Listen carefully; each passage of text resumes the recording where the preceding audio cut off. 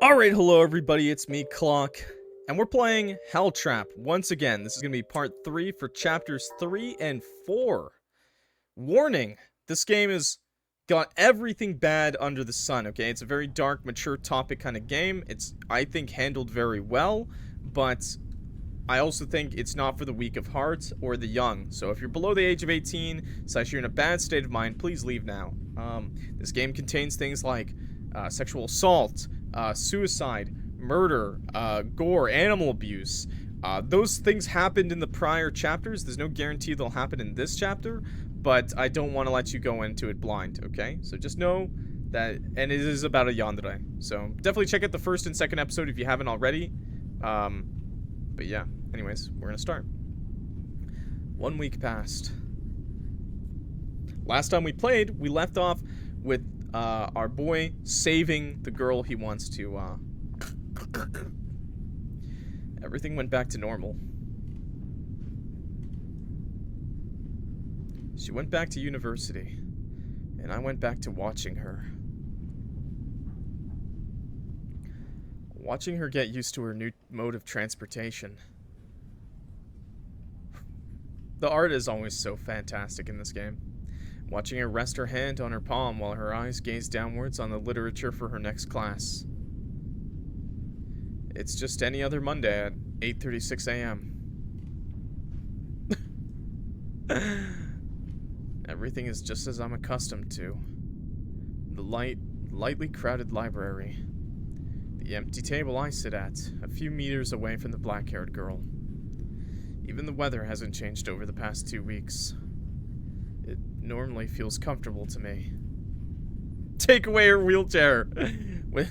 What?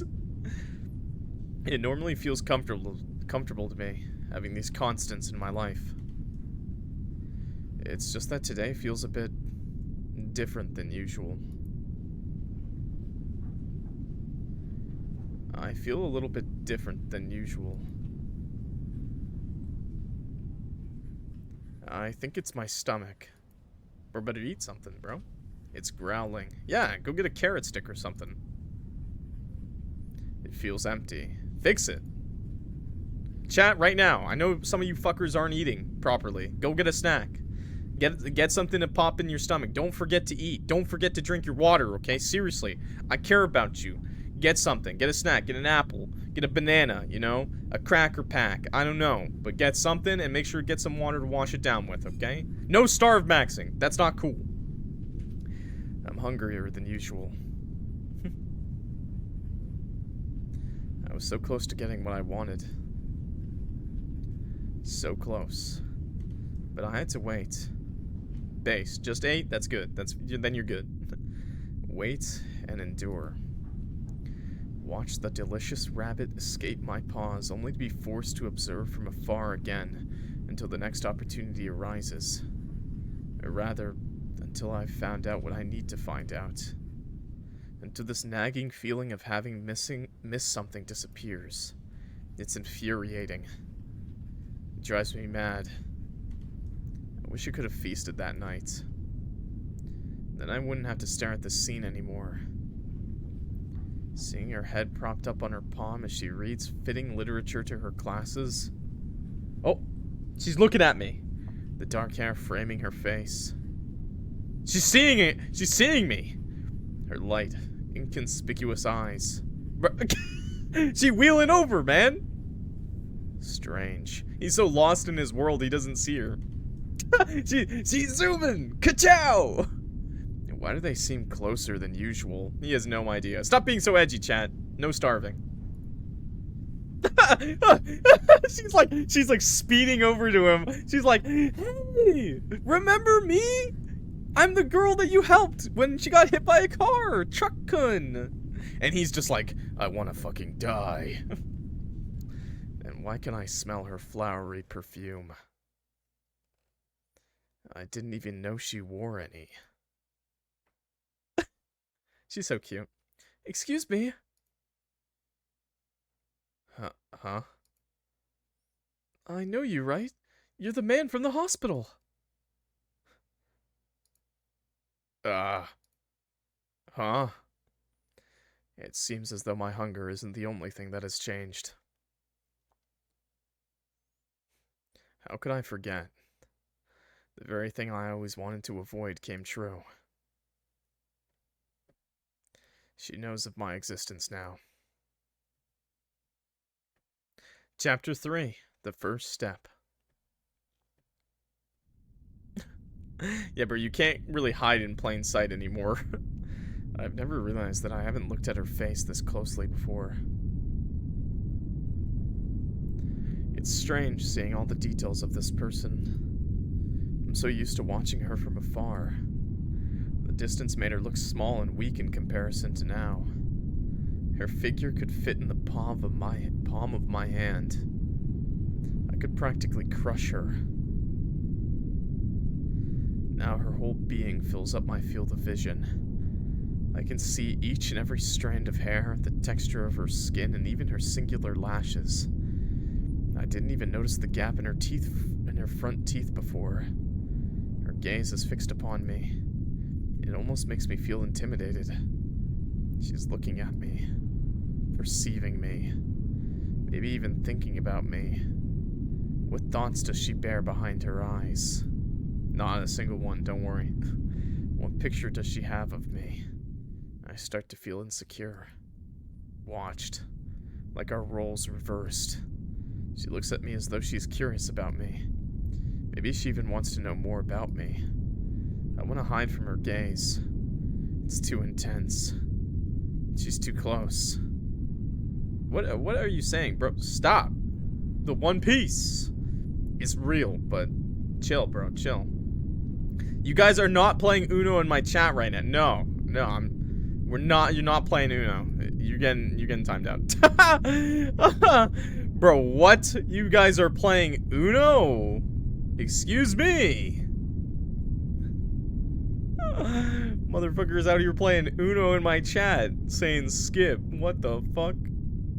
Yeah, we're just having this internal monologue for 5 minutes, by the way. Her eyes are watching me too closely. Sorry, we're playing a serious game. I don't want too unserious, okay? What's wrong with Uno? It's not Balatro. My heart rate picks up. I don't want you to know me. Don't look at me. Don't perceive me. Don't pay me any mind.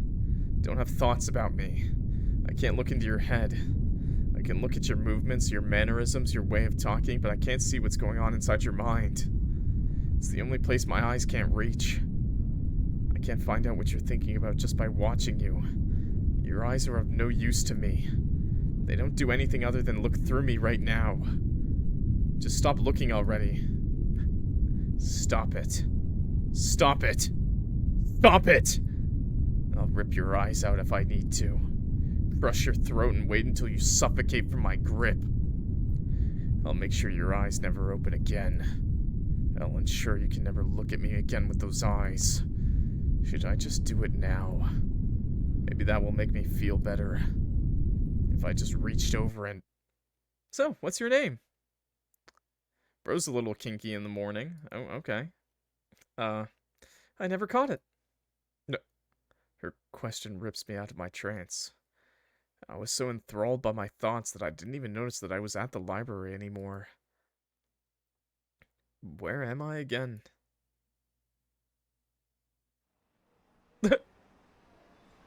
My eyes quickly dart over my surroundings, and I remember that after she approached me in the library, she suddenly insisted on talking to me in this cafe. Unpopular opinion, but emo clock is better than regular clock? I don't even think that's unpopular. I think people do prefer emo clock. That's okay, but just know regular clock is always going to be my fave. But I understand. Steampunk is not everyone's fave. The same cafe she usually visits on Thursdays at 7:45 a.m. Also, can I get a posture check? Make sure you're sitting up straight. No slacking, no crouching, nothing, okay? Sit up straight. In front of her is her usual choice of drink, a caramel latte with extra foam and a splash of vanilla. I remember having ordered the same beverage to sip on while enduring this unwanted conversation. I don't like to admit it, but after having seen her order this exact drink countless times, I was a tad bit curious how it tasted. I regret having followed my curiosity. I wonder how she even manages to choke down the sticky, sugary mess that calls itself coffee on a regular basis. I would even go so far as to say that I won't kill her. If I won't kill her, all the sugar in that drink will. Rose, I hate her. Flavored coffee's not bad, okay? Her attention seems to be solely focused on me, and judging by the intent look on her face, she was expecting some kind of answer from me. Did she ask me a question? Too bad I was too absent-minded to listen. Huh? Is the only sound I can respond with that expressed that I didn't catch what she wanted from me. Though, she doesn't seem to mind that I wasn't paying attention to the conversation. At all. Prior to this, she just repeats her question like nothing happened. Yo, Mewing Max, what's up? Nice to meet you. Glad you made it. We're technically on Chapter 3 of a game, so I'm sorry. You might want to check the YouTube VODs for the last 2 parts. What's your name? I forgot to ask you at the hospital. Good thing I saw you again. I feel uncomfortable engaging in conversations. Social anxiety for real chat. Especially now with her. I have the urge to hide my face and crawl back into the shadows where I belong. Yes! Emo! I don't want to talk to her. I don't want to listen to her. I don't want to react to what she says. It overwhelms me. Women are scary! The brightness surrounding her overwhelms me. I feel smaller than I'm used to. Vulnerable almost. Like a fish thrown into a desert. But I know I need to suck it up. I have to. Just watching from the shadows apparently made me miss crucial things about her. Things I can only find out by talking to her. Now, instead of just simply observing, I need to get active. Talk to her. Engage with her. And most importantly, dig deep enough into her to find out whatever I want to know. Without coming off as weird or suspicious. I'm definitely not sus. There are so many things I could do wrong. So many things to watch out for. How exhausting. It's Julian. I answered briefly to her question. I can't even look at her face while I speak, but instead my eyes move over the other guests, enjoying their conversation and gleefully sipping on their overpriced coffee, while stressed employees try to hold up with the amount of orders given. Conversing with this girl is indeed a challenge for me. I only ever had to view her as an animal. Prey. Food. And now I need to interact with her like she's a person. It confuses me and makes me insecure in every word I'm saying. The fact her eyes seemingly don't want to leave my direction makes me even more nervous. Do I sound natural? Will she notice that there's something strange about me? When I look back at her, she's still smiling at me. What? What? What? Pookie Bear? Talking to a crip? What? Excuse me? You can call me Mimi. Wait, Mimi? Your name's Mila. My brow furrows for a second when I heard her introduce herself as someone other than Mila. I never heard her mother or anyone, in fact, call her by that nickname before. How did she come up with Mimi? Is that your real name? I ask and nearly regret it since that question might have come off as weird. Rude, almost. Is that your real name? Ew! If I didn't know that she was using her real name, though, I probably wouldn't have asked. It's a nickname. It's short for Mila, but I really prefer Mimi. Short for Mila? It's still 2 syllables! At least she admitted to her actual name. You could say that you learned her real name at the hospital. But I still feel a bit confused as to why I shouldn't call her Mila and rather use her this new nickname. I don't even see a good reason to call her by her actual name. This girl has no other use beside being prey after all. Do you maybe want me to use the nickname too? No. My answer is straight to the point and harsh. A bit too harsh, maybe. I can I can see her sink deeper into her chair, looking a bit bashful. Her question wasn't rude. It's a normal question. I just don't want to think about my nickname. I never want to hear it again. Oh, sorry. Forget I asked that. Her eyes slowly dare to wander over to me again, as if checking if I was mad at her. I just sit in my chair with a neutral expression, seemingly wanting to look past my firm rejection. She attempts to continue the conversation. We are so mean. Well, I mean, considering we want to murder her, I guess we're a little rude. I guess we're a bit of a dick, eh? Just a little. Seemingly wanting to look past my firm rejection, she attempts to continue the conversation. So, what do you study? I want to kill you. I study you. I begin to question why I even followed her here. Will I really have to sit through this, having to answer such boring and basic questions? I mean, I know I am a stranger to her and she knows nothing of me. But it seems unnecessary in my mind to answer these questions about myself. Just because we want her dead doesn't mean we need to be mean. Oh, I guess that's true. Wow. You're opening up my mind. I never knew. She doesn't need to know anything about me. I only need to know everything about her. I wish I could just advance to the interesting topics already. Yeah, just hit skip in the visual novel. Get her to talk about what I don't know already. But I know things don't work this way. In normal human interaction, both parties need to be willing to open up. If I won't tell her anything about me, she won't tell me anything about her. I need to establish a foundation of trust. And it seems I have to start by opening up about a boring subject like my major. Mathematics. Oh, cool. Why did you choose that? Wow, she's already dumping on me. Bro, what? Math! That's a terrible subject. That's boring AF. I shrug. No, I don't know. A small silence follows my dry answer. Gosh, I must be so boring to talk to. Now I kind of regret never having made friends in my life.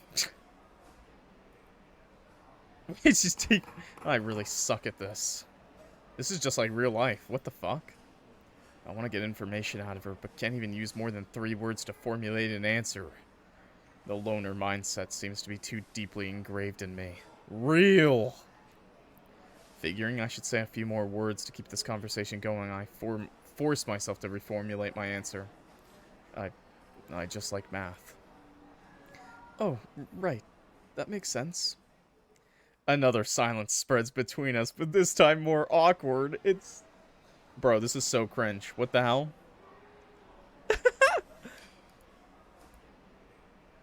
Well, I'm studying to get my teaching degree. In math and English. But unlike you, math isn't really my strong suit, to be honest. In that moment, I realized I missed the opportunity to return the question about our majors. She was probably waiting for me to ask her that. But then again, why should I ask her a question I already know the answer to? This talk has to keep going somehow, though. So I decide to attempt and dig deeper on her answer. Even if I don't really care. And? She cocks her head. And what? Did you choose it because you liked it? In my mind, my question is absolutely and utterly irrelevant. That's why it surprises me when the mood suddenly shifts. Because I liked it?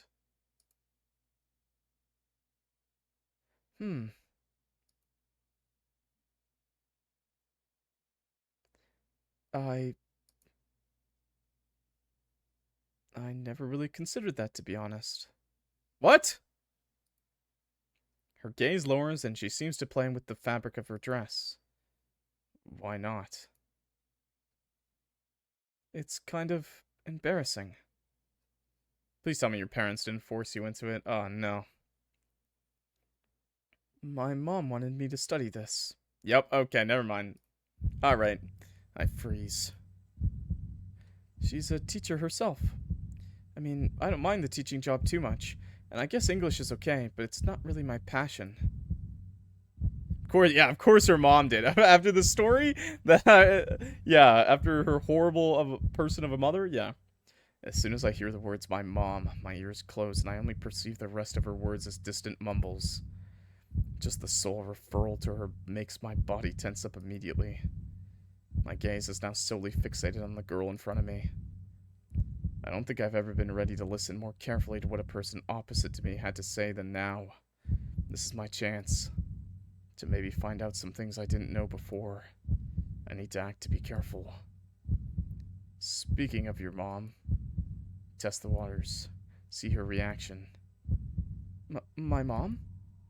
Her eyes widen a little, but she laughs off the nervosity that was clearly dwelling within her. What's with my mom? Her tentative tone makes me believe it did indeed hit a sensitive spot. Her eyes weren't so eager on meeting mine anymore. That reaction alone tells me all I need to know. There's indeed something brewing between the two of them. Something I couldn't see before. It's just... I trail off for a brief moment, trying to figure out how to word my thoughts correctly as to not scare her away.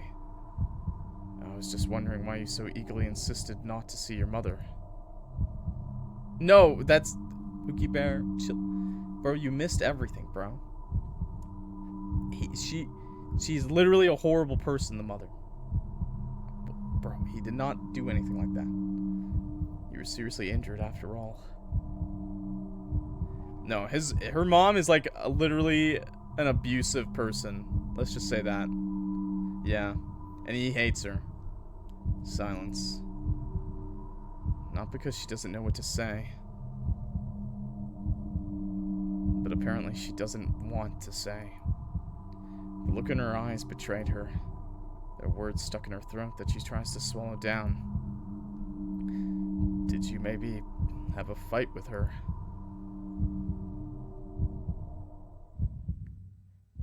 Still silence. I am scared I may have stepped too far with this question, but I couldn't contain my curiosity anymore. Her mouth didn't keep shut for very long, though, as her lips slowly but shakily attempted to form words to answer my bold question. No, that's not it. She pauses. My mom. It's almost strange to me to see her so lost in thought. Like the complete opposite of how she acted just a few minutes prior. She's not a bad person. She just gets a little peculiar at times. Her tone of voice is hesitant. She seems unsure of her wording, but it covers up with a faint laugh and smile on her face, as if it wasn't a big deal at all. She just worries a lot about me. So sometimes it's a bit of a hassle, so I didn't want to deal with her at that moment. I just saw your fucking comment, Pookie. Fuck you. That's all. Fuck you, Pookie Bear.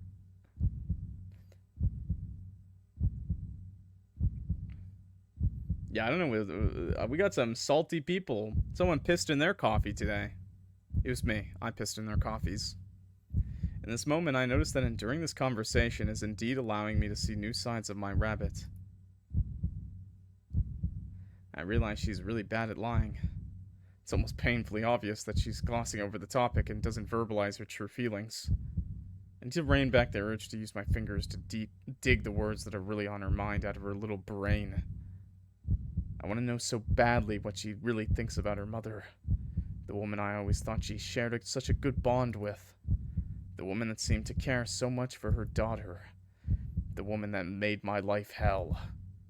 But even without the ability to read this girl's mind, she practically verified my suspicion that the family of two that I presumed to be so perfect wasn't so perfect at all. I didn't dare to push my luck further by asking even more invasive questions. Instead, I welcomed the silence between us. Stop, bro. The conversation was indeed a step in the right direction. The first step to solve the puzzle of the person sitting in front of me. Even though it isn't much, I still found out valuable information.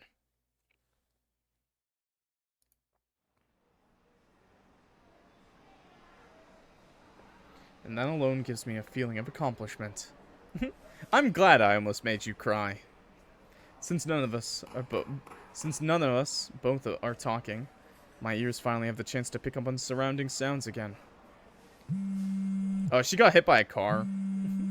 She got truck-cunned.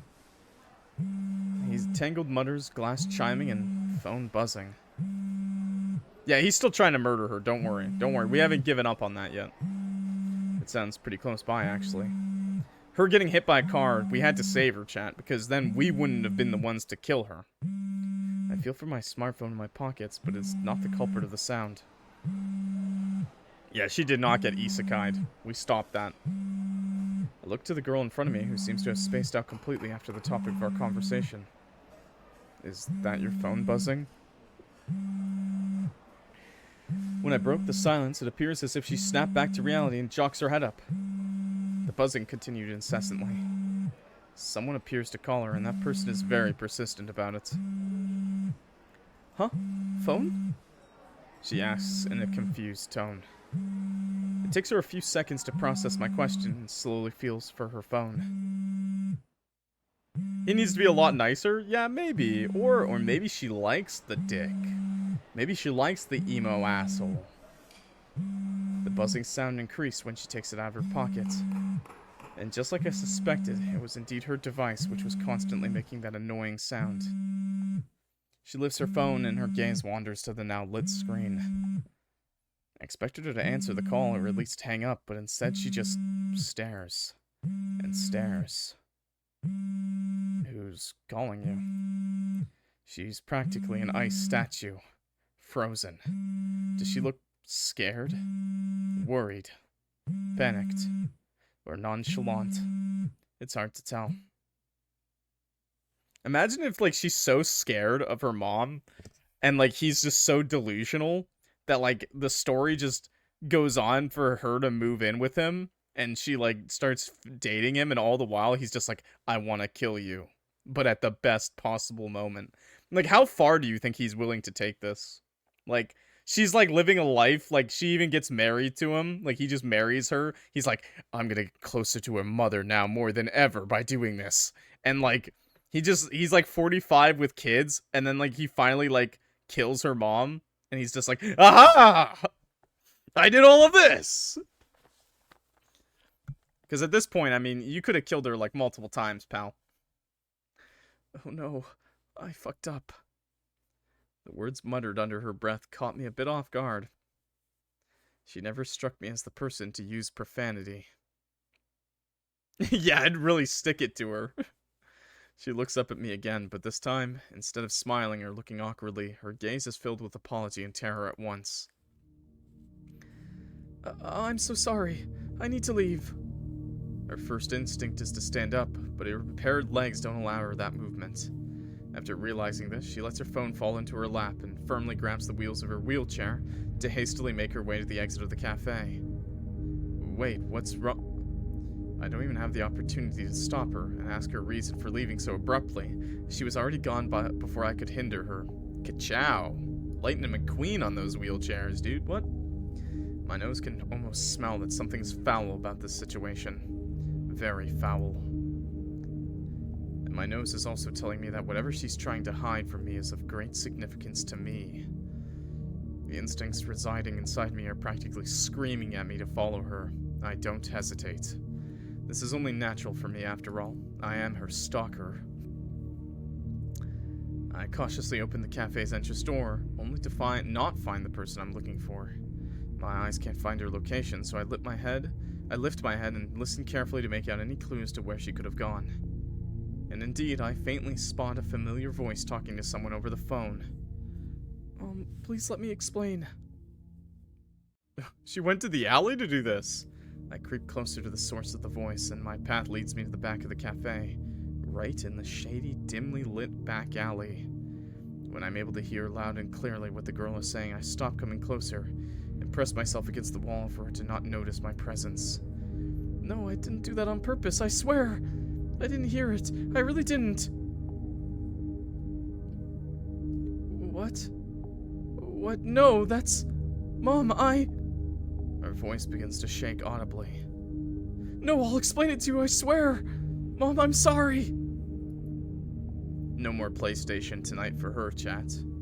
I really didn't do that on purpose. I couldn't pick up the past few days. I lost my phone. She gets cut off by the person on the other end of the line. Based on the conversation, I know that she's talking to her mother, but it's hard for me to wrap my head around. Not the PlayStation! No! I've never heard them talk in this tone of voice. Please don't do that, Mom! I'm sorry! I'm sorry! I'm sorry! A wave of unidentifiable mutters keep ringing through the air through her phone. No Nintendo either. No! Mom, I really can't explain everything. Give me a chance, please. The shaking and desperate voice of Mila Blanche broke into mumbled sobs. I'm really sorry, Mom. I really am. I'm sorry. I'm sorry. I'm sorry. Must be the phone, too. No phone, no PlayStation, no Nintendo. My mind was void of any judgment or thoughts as I keep listening. Did she not tell her mom she broke her legs? The only thing entering my head are pitiful and pathetic sobs. I'm sorry. I'm sorry. I'll say it as much as I need to. Please let me explain. Please. I'm sorry. Forgive me. Mutters fill the silence on the girl's behalf. Her head hangs low, and the pleading seems to have drained her energy, her voice beginning to break and croak. Yeah, we did say that. I haven't played in a while. I'm stupid. I will. I promise. I promise, Mom. I'll come. I promise. A light sniffle is accompanied by her next words. I love you, Mom. A few moments later, I hear the familiar beeping tone that indicated the call was terminated. Well, it looks like they ended off on a good note. That's good. See? Understanding matters, chat. Looks like my job here is done. I let a deep breath fill my lungs. She's gonna hear that, bro. Nothing makes sense to me, but at the same time, it does. Her not wanting to see her mother, being hesitant to talk about her, glossing over the relationship between them. I swiftly leave my hiding spot and walk slowly towards Mila Blanche, still residing in her wheelchair while doubled over and wiping her tears and snot with her sleeve. She only notices my presence once the shadow of my form looms over her.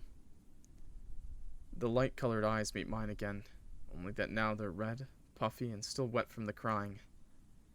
Her face reddens even more and her eyes widen in shock and panic upon realizing I had witnessed the conversation. Did you hear that? I didn't answer her question, and instead only observed her face.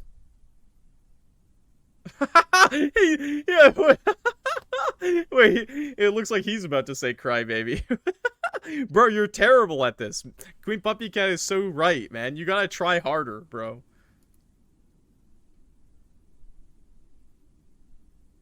A bit peculiar, huh? I quote her words from earlier, and she turns her head away in shame. Bro, what? It's not... I don't know what happened, but... You know, normal mothers don't make their daughters cry like this. How would you know, Julian? You don't have parents, I'm pretty sure. And normal daughters also don't usually beg for forgiveness so pathetically. I see her head slump forward in an attempt to hide her face from my gaze. In utter vain. The bitter and sorrowful sounds escaping her mouth don't require me to see her face in order to guess what is going on inside her. Bro, you gotta do something. It's slowly starting to come together. It always seems strange to me that a horrible person like Blanche was capable of being a loving and caring mother. How could someone like her be a good person, even if only to her own daughter? It seems so impossible. I assume that because you and her only have each other, she's making an exception for you. I thought that she's maybe treating you differently because she loves you. In my head, I imagined that maybe the bond to her daughter lessened the monster that resided within her. Made her more normal. Yeah, I think so. More human. No, I don't think so, actually. I think her mom's still a piece of shit to her daughter, too. Now you make me realize my perception was wrong.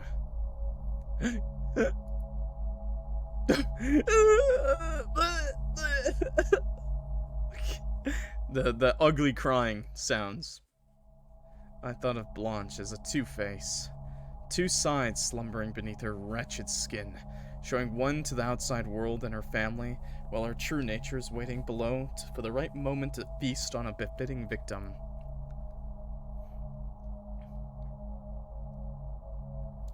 Blanche isn't a two-face.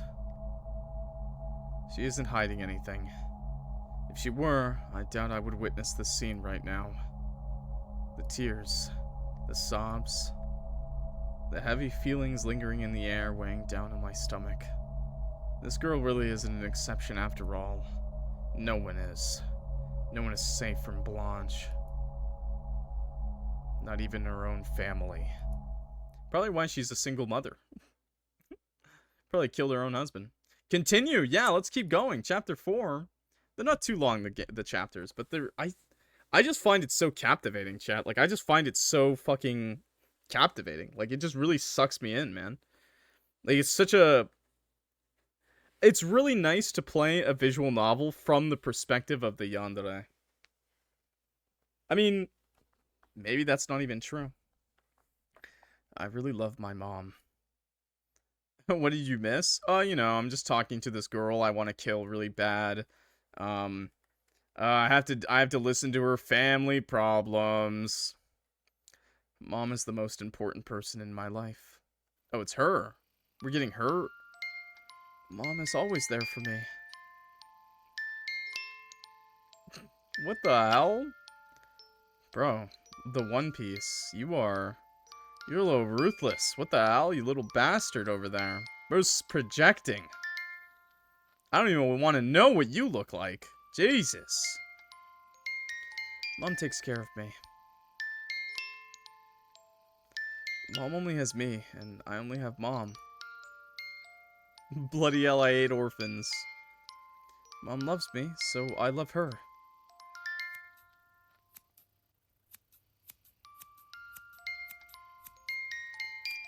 Mila, age 6. I hope it's Mila and not Mila. Mom? Yes, Bunny?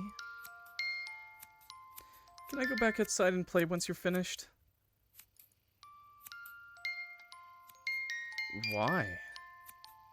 I just want to play with the other children.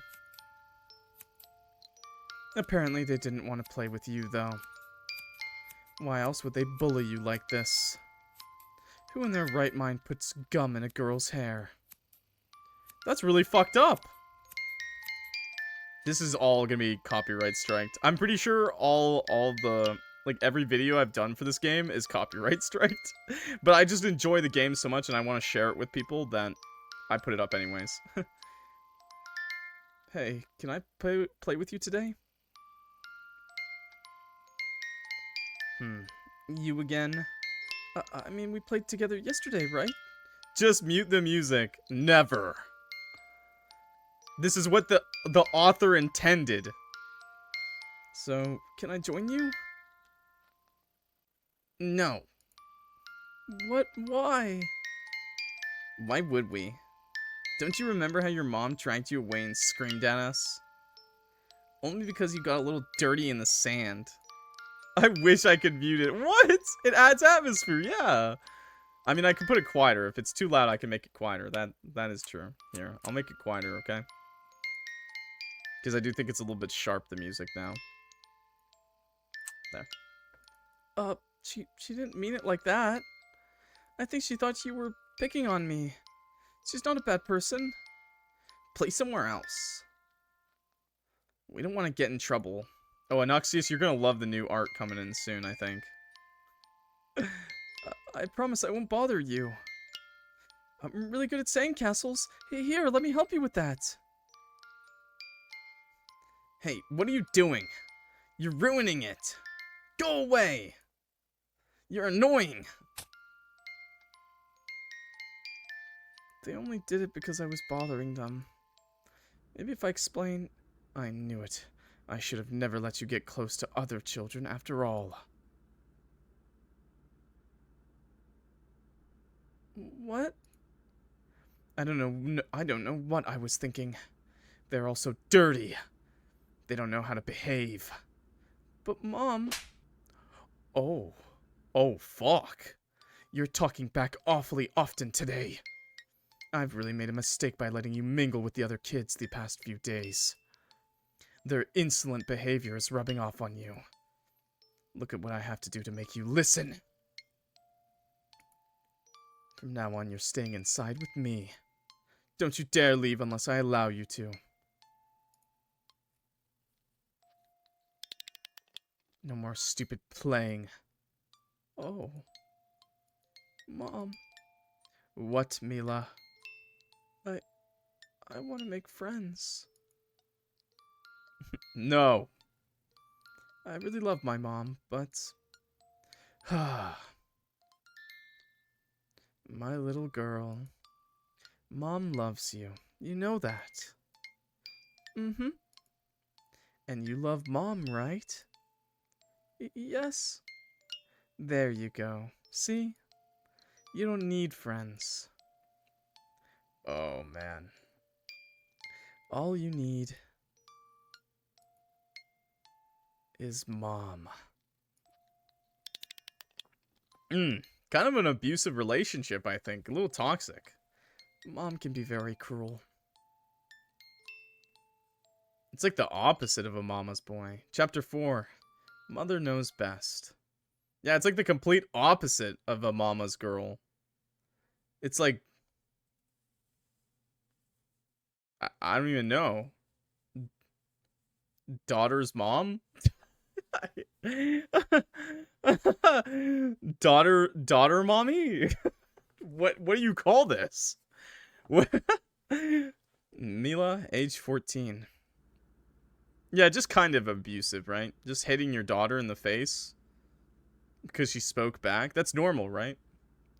I've never questioned my way of living until I entered high school. The way my mother treated me was normal.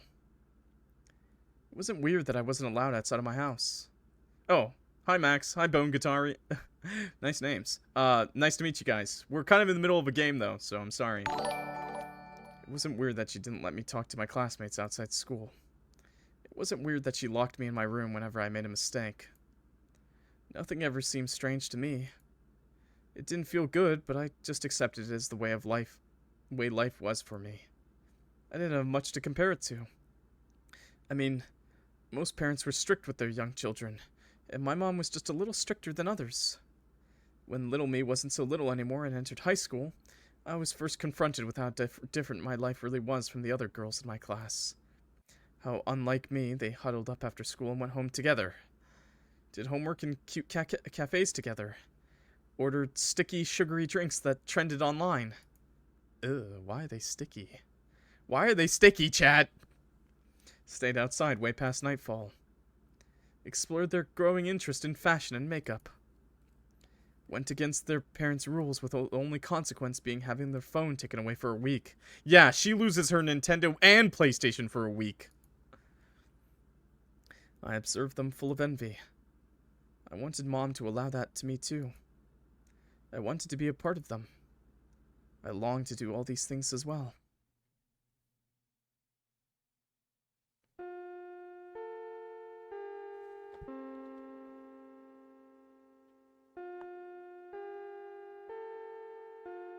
This is just sad, bro. It's like he said, she didn't get a let up either.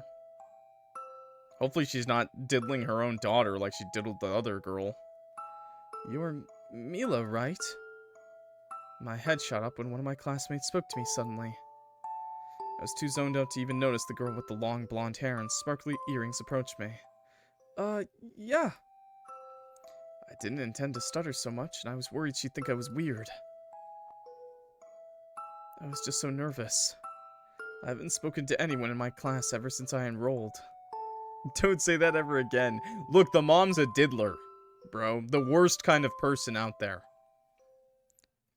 You've been looking at us quite a lot in break time. My face grew red instantly. I'm sorry, I didn't want to stare. I just thought that you guys were really cool. You don't have any friends here, right? We wanted to see the new movie at the cinema this weekend. Do you maybe want to come with? My heart nearly leaped from my chest. We don't want you saying that. Okay, well, I won't say that. Would you prefer just the hard criminal version? No. I just said, luckily, I don't think she has yet, I guess. Don't say yes. Don't say yes. Ow! I just think, in the current times, yeah, I was gonna say with, you know, P. Diddy and all, I always think it's funny to say diddler. But, I'll just say the hard version, the more mature version, okay? Was this really happening? Girls my age wanting to be friends with me? Really?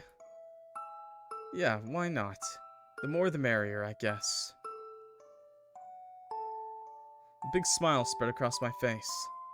Can I maybe finally get a taste of how it is to be a part of a group of people my age? Alright, bro. Alright, that's not even funny as a joke, bro. Alright, goodbye. What the fuck was that, man? Don't say that. I think it's funnier, but sometimes you don't want to joke about that stuff. Like that guy who just said he was a diddler in my chat. That's fucking weird, bro. You know what, actually, let's just, yeah, there we go.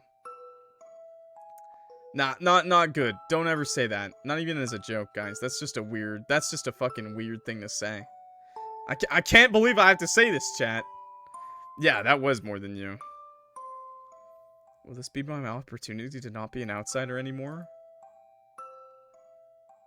I walked home feeling light on my feet, and all I couldn't think about was that invitation to the cinema. Is this gonna be like Carrie? Hey, cinema with friends. La la la. Yeah, I don't think that's gonna happen. It was only once I arrived home that I realized I'd forgotten an important part of the equation. I had to ask Mom for permission. Oh, fuck, I'm still in just chatting? Sorry, chat. Whoops. Okay, wait, I'm out. I'll leave. Actually, does this have a category on Twitch? It might.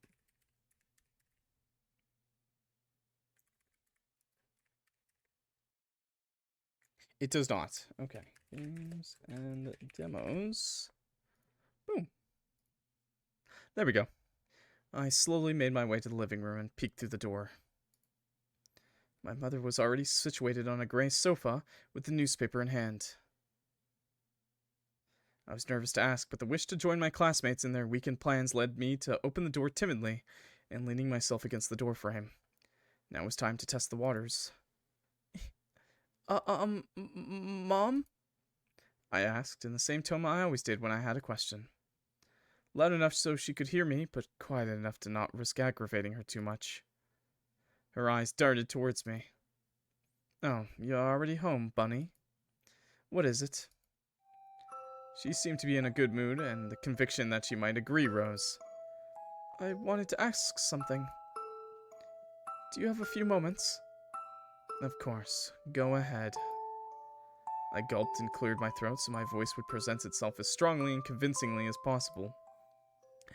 I was asked to go to the cinema this weekend with a few girls in my class. I promise I will come home before 6 p.m., and I will text you every 30 minutes.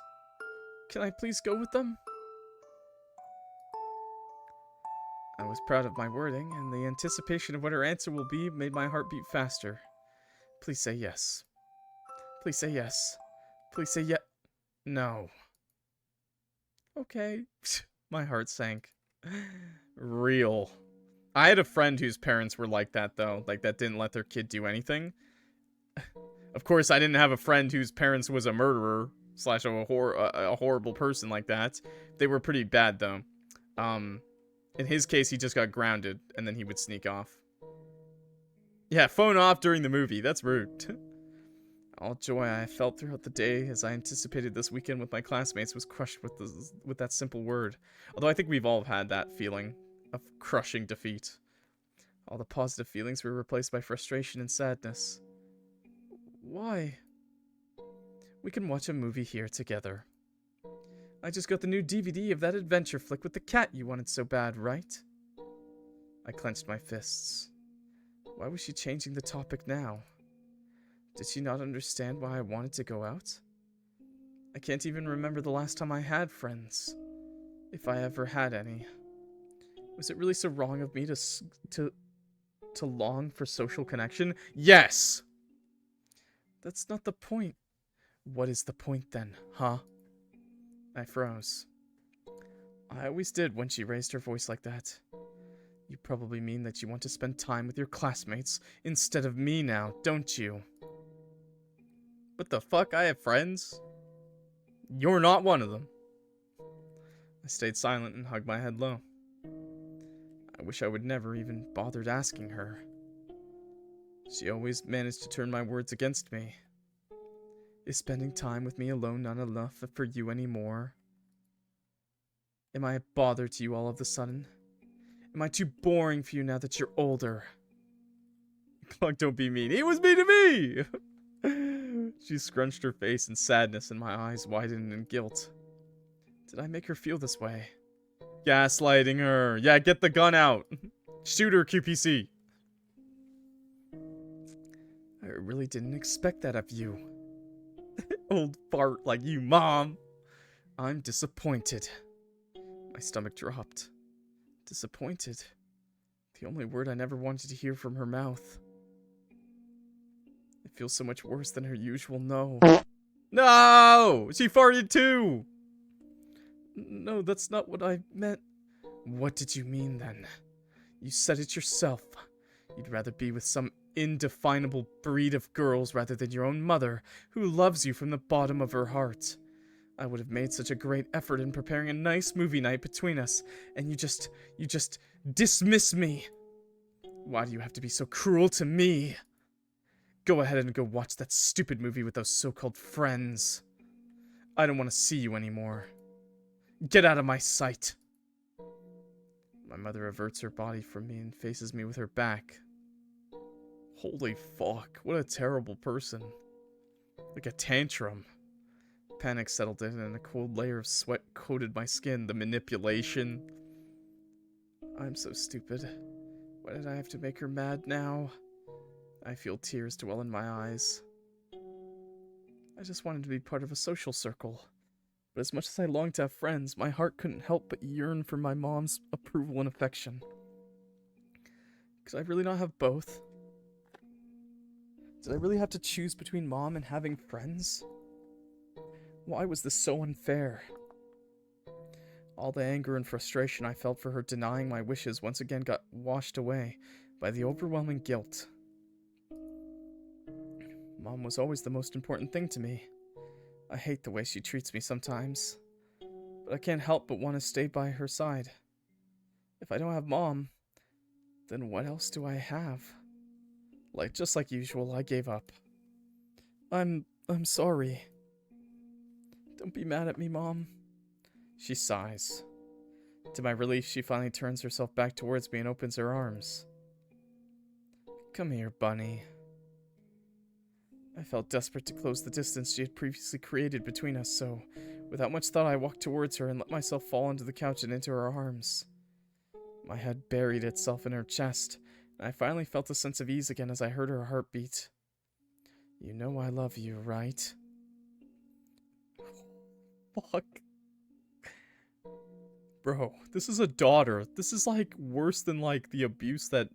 This is like love bombing and oh my god, dude. Her warmth offered a stark contrast to her previous cold words, and soothed the pain of being denied of my request. It felt so good I almost forgot it ever hurt.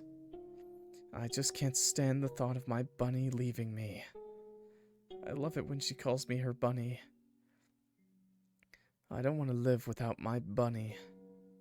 I love how important I am to her. I want to keep her safe from all the dirty people in the world. I love how protected I feel in her arms. Isn't it much more fun and safe to spend your free time at home? I don't want to imagine how it would feel if she wouldn't offer me her warmth anymore. Even if I don't like giving in to her all the time. The idea that she will leave me is much worse to me. You see, it would make me so happy if you would stay in tonight and watch some television with me And you want to make Mom happy, right? Mm-hmm. Don't be too upset, Bunny. Do you want to say the words Mom loves to hear so much?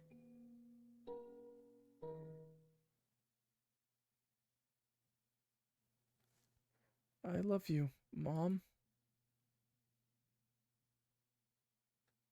What do you mean, oh yes, you sicko? What the fuck? You're disgusting.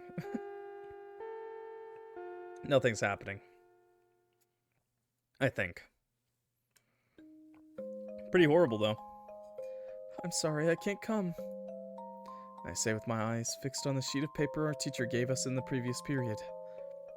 I mean, it's not so socially crushing. You can hang out at school. Like, you can hang out at school, at lunch. You can have school friends. You can't hang out with them after school, but, you know, there's still ways to hang out with them.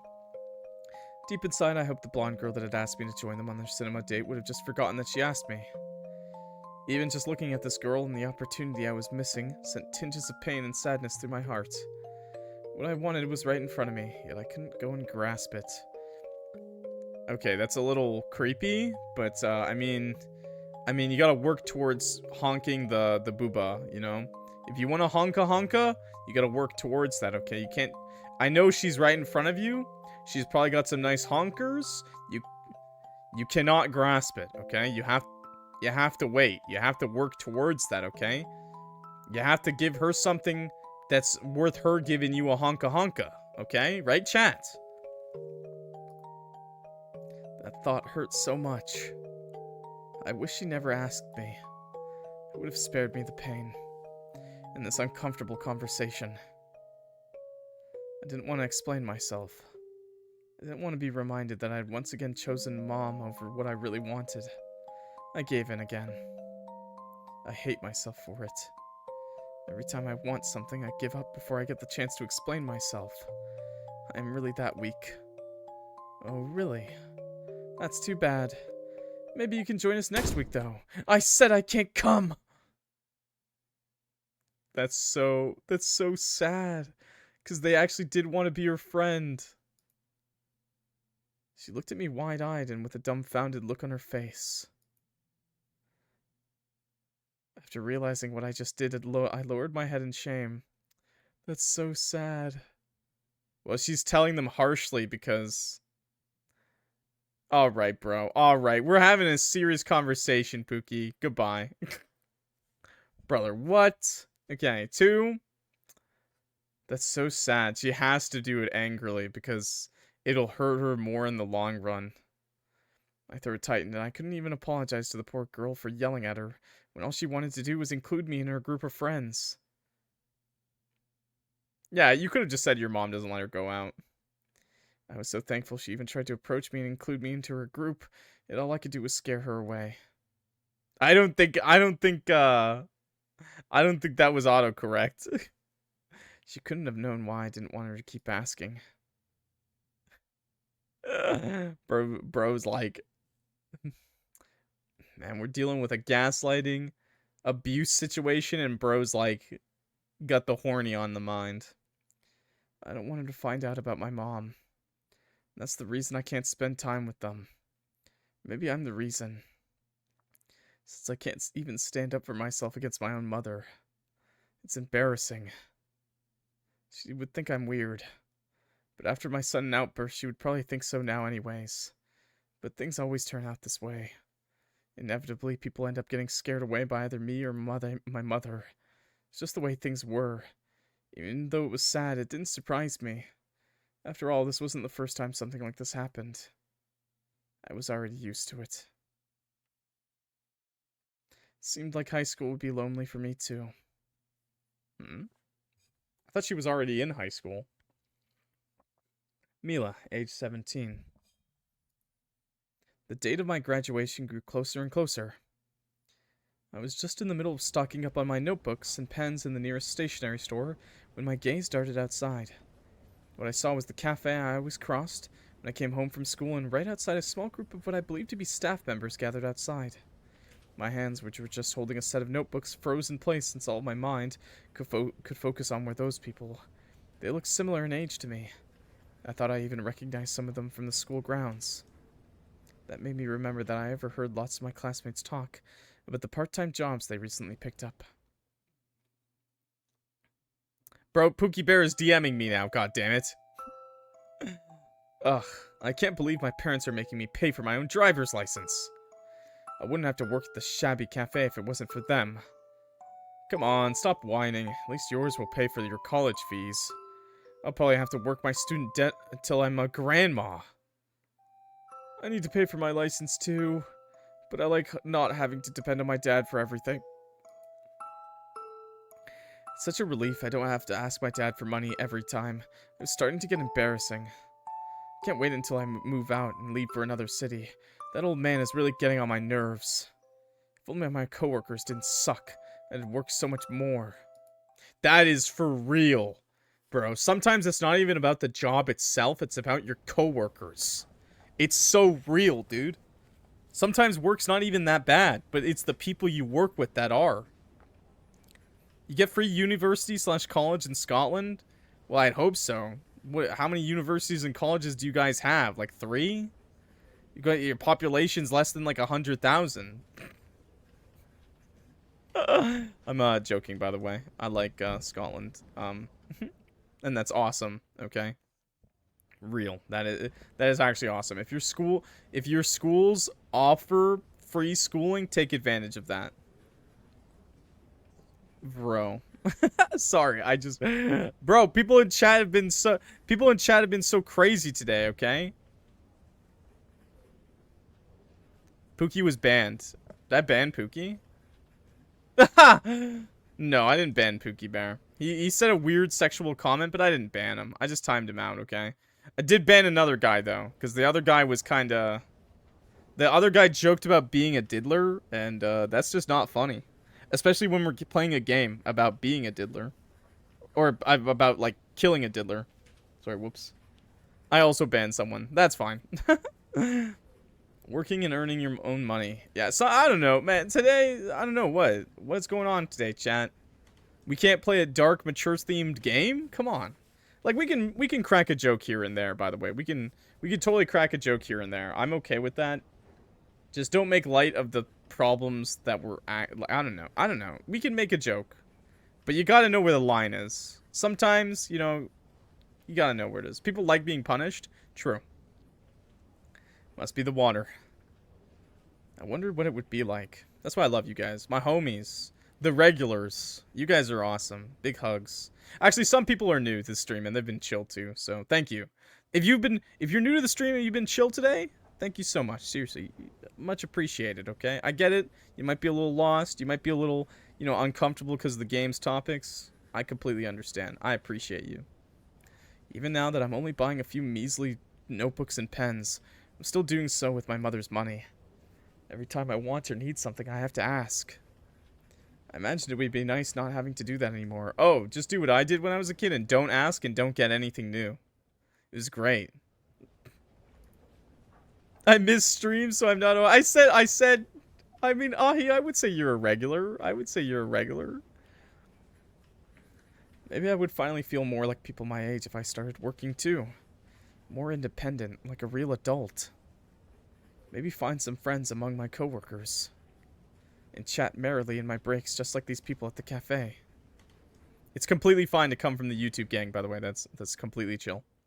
If I remembered correctly, I believe I even saw a sign saying they were hiring. Yeah, ask your mom for if you can get a job. That makes sense.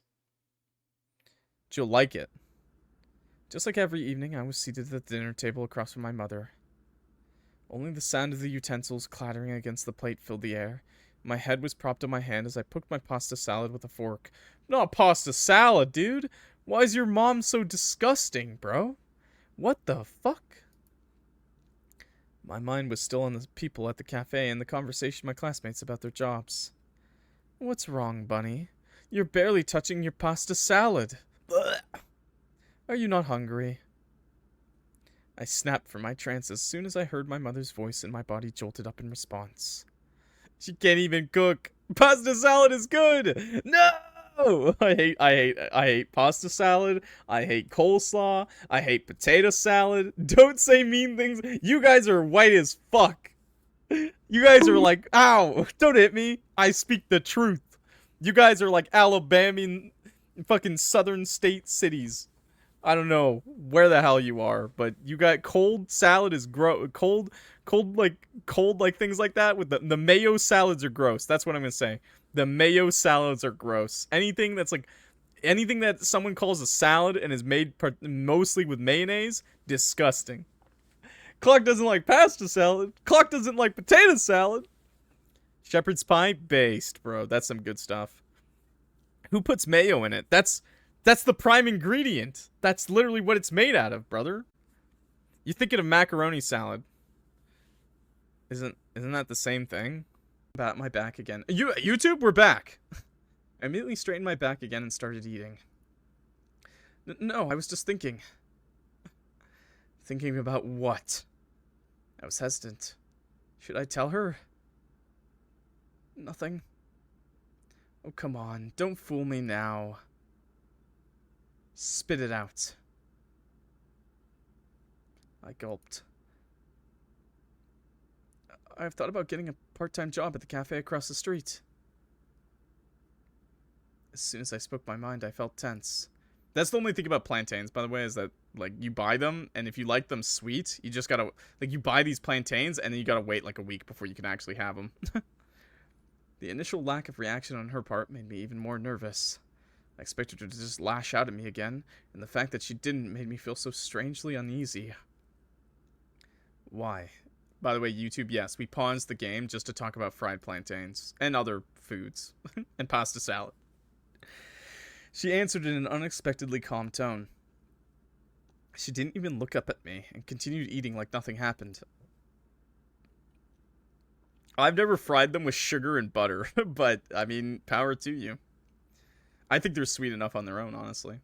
Her untypical reaction to my request made me nervous. Was she really considering letting me work? Or was this just the calm before the storm? Why? What? You know what I mean. Why do you want to get a job? I gulped. I figured I'd better not tell her that it was partly to engage with other people. I want to earn some money. I'm almost an adult. I don't want to have to ask you all the time anymore. Is there anything specific you want? Clock hates it. I hate it. You can try. The people will stand with me. I always have money on the side for you to spend. I looked at her in disbelief. Did you even listen to what I said? She laughed and my heart dropped. Oh, I heard you loud and clear. I just thought it was so ridiculous that I chose to ignore it. You, working. Don't make me laugh. I chewed on my lower lip. Why was my wish to work ridiculous? Clock, that's a southern thing. It's called flavor. You might have heard of it on the moon. That made me laugh. Whatever clock it is. Damn, I'm being called out. What the hell? Okay. Plantains are really good, okay? I like plantains. I just think they taste really good on their own, okay? Was it just normal that I wanted to earn my own money at my age? Why is she mocking me now? Do you really think you can handle a shitty job at the cafe on your own? You'll break down the minute you step into your first day there. The gaslighting is back. But I want to get the job nonetheless. No, you won't. You want money? Here. She reached into the back pocket of her pants and threw her wallet on the table. Take it. Go ahead. Just get that stupid idea out of your head. I looked at the black wallet on the table and clenched my fists. My teeth ground against the skin on my lip harder. I felt tears of frustration and anger fill my eyes. She wasn't taking me seriously. She never did.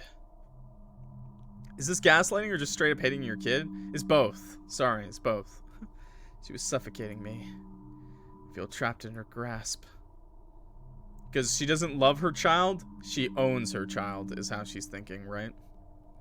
Maybe in that moment, that little bit of rebellion that has always lingered in me dared to come to the surface.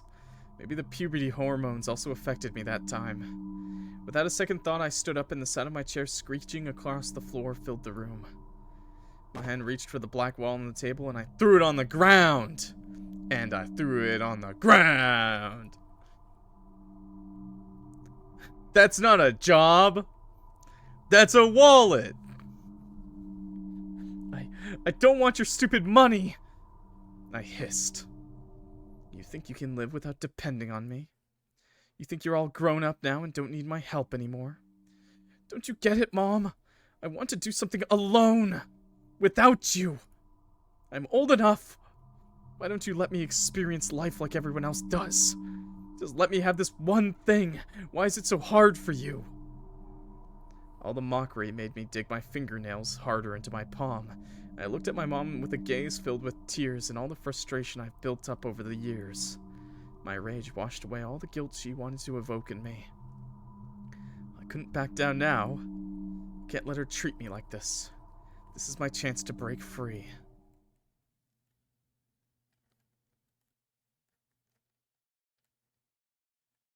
It's a weird ownership thing. It's also a very misconstrued view of love, you know, an obsession. Fine. Without further explanation, she stood up, picked up her wallet from the kitchen floor, and left the room. I was dumbfounded by her reaction. Wanting to know what she was planning, I followed her steps, which led to her bedroom. After arriving there, she pulled out the suitcase from her closet and started throwing her belongings in there. What the hell are you doing, Mom? I'm leaving you alone, just like you wanted. My breathing sped up. You said you don't need me, right? This is like a classic fucking, this is like a classic tactic for abusers. Then it shouldn't bother you that I'll be gone. I couldn't back down now. Go ahead. Leave. I don't care. Without honoring me another glance, she grabbed the handle of the now stuffed suitcase, stormed to the front door, slipped on her coat and shoes, and slammed the door shut behind her. Wow. That's crazy that the mom left, though. As soon as she was gone, I stood alone in the hallway, the silence engulfing me. You better get that job real quick, eh? I moved my sleeve to my eyes to dry any tears that have formed due to the wave of emotions I've gone through just now. Never fought this hard with her. I never tried to get my way before. I decided to walk back to the kitchen to clean up the remains of today's dinner. I was proud I stood my ground against her, but seeing the plates on the kitchen table left me feeling strange. Yep. Yikes. After a restless night of sleep, I woke up ahead of my alarm. First, it felt like every other morning, but soon I remembered the events of the past evening. I thought she was just trying to use her absence as a threat to make me comply. A threat in the heat of our fight. I was sure that she probably came back in the middle of the night after cooling off. Oh, she ate that. She is way more stubborn than that. We have never really been separated like this after all. She probably came back to see if I was okay. Oh, she does not. She ain't like that. It was 5 a.m. and all this time Mom would have usually already woken up. I ventured into the kitchen to fix myself some breakfast, expecting to see Mom doing her usual morning stuff. So when I didn't see her reading her magazines on the kitchen counter and drinking her morning coffee, I felt a sense of estrangement. But I didn't see this new settlement as bad, just unfamiliar. I mean, she lives alone right now in the story, I'm pretty sure. No matter how much of the day passed, she really didn't come back. I was glad I finally had some time to breathe without her constant presence around me. Nonetheless, it felt weird being all alone in this apartment for such a long time. With no one to welcome me home. With no one to talk to me. Silence was strangely unfamiliar, but it didn't feel bad at first. It felt weirdly calm. But yeah, she did not leave the wallet. She left. She took it. Yes, no one talked to me, but that also meant not getting yelled at. Not having to explain myself. Not feeling watched on my every move. Not having to feel bad for my wants and wishes. You're gonna feel bad soon. The days went on and the silence was no longer calming, but started to hurt in my ears. A strange sense of discomfort started to spread in my veins.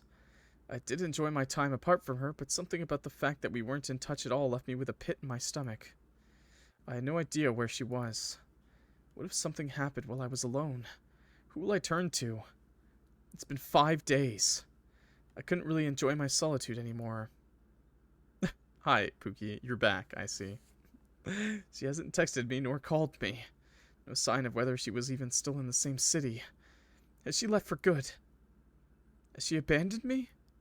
By the way, don't be upset at Mila. I know she's in an abusive situation. I know that everything in you is probably telling you that, yeah, why is she feeling upset? Why does she want her abusive mother back? Because this is how it just works, okay? Unfortunately, when you spend that much time with someone, even though you hate them so much, like, something about it still pulls you in, you know, and that's just the way it is, and it's really hard to break that. It's why like abusive husbands keep their wives for so long and things like that, okay? It's just fucked up, and they need a lot of help, and that's just how abuse works, especially when it comes to family and stuff. Because of a stupid fight? Yeah, exactly. The guilt, the love bombing, it all comes together, right? The gaslighting, it all comes together. What scared me was that I wouldn't put it past her to reach to such drastic measures. I thought she planned to leave me alone for only a few days, maximum. So I would repent for my actions. I was sure she would give in at some point and just come back on her own. But nearly a whole week seemed strange. Something didn't feel right about this. I grew more and more frightened. The thought of her never coming back invaded in my mind. What will I do then? All on my own. I mean, it's kind of what I wanted in the first place, but no one told me it would feel so overwhelming. The responsibilities I have only imagined in my head were now becoming a reality. Feeding myself, working for myself, be responsible for all the bills, take care of the house, making enough to sustain living under a roof. How do I do all of that? What will happen if I don't fulfill all responsibilities? This is stuff that your mother should have taught you, but of course she didn't. I had neither friends nor other family members to depend on. What will happen if I really stay on my own for the remainder of my life? I didn't want to find out. I was too scared to find out. I grasped tightly onto the satin pillow that's laid beside me on the couch. I felt a wet, warm feeling enter my eyes as I looked into the distance while my mind was running on rampage with thoughts I wish I didn't entertain. Thoughts about the future. It was only when I saw dark stains forming on the pillow I was holding that I realized I was crying. The tears kept flowing down my cheeks and wetting my eyelashes, causing them to clump together and darken my vision. Mom. I felt like a pathetic crybaby and hypocrite for calling out for her. It was embarrassing. Humiliating, even. There was no one around to judge, but I was ashamed of myself. There I was, wanting to become more mature and do things on my own, and I couldn't even handle the reality of living on my own. Why did no one tell me that being on your own was so scary? Was this how it felt to be an adult? It's different for everyone. Though the overwhelming disappointment and shame in myself was far less than the desire to have Mom back with me.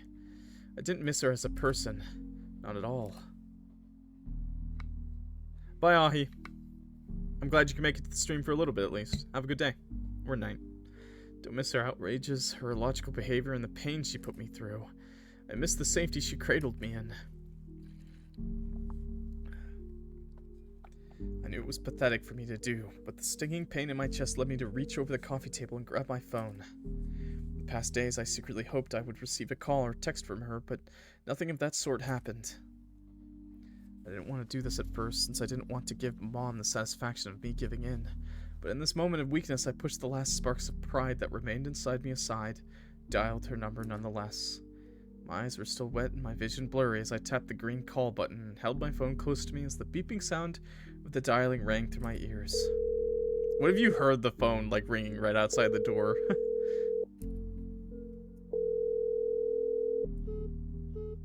She didn't pick up. That's what I thought. I could feel my heart sink into the floor. Yeah, she's gonna force her to pick up a bunch. Did she hang up? Yep. Mom never hangs up on me. She's gonna make you call like 1,000,000 times. My fingers eagerly tapped the call button again.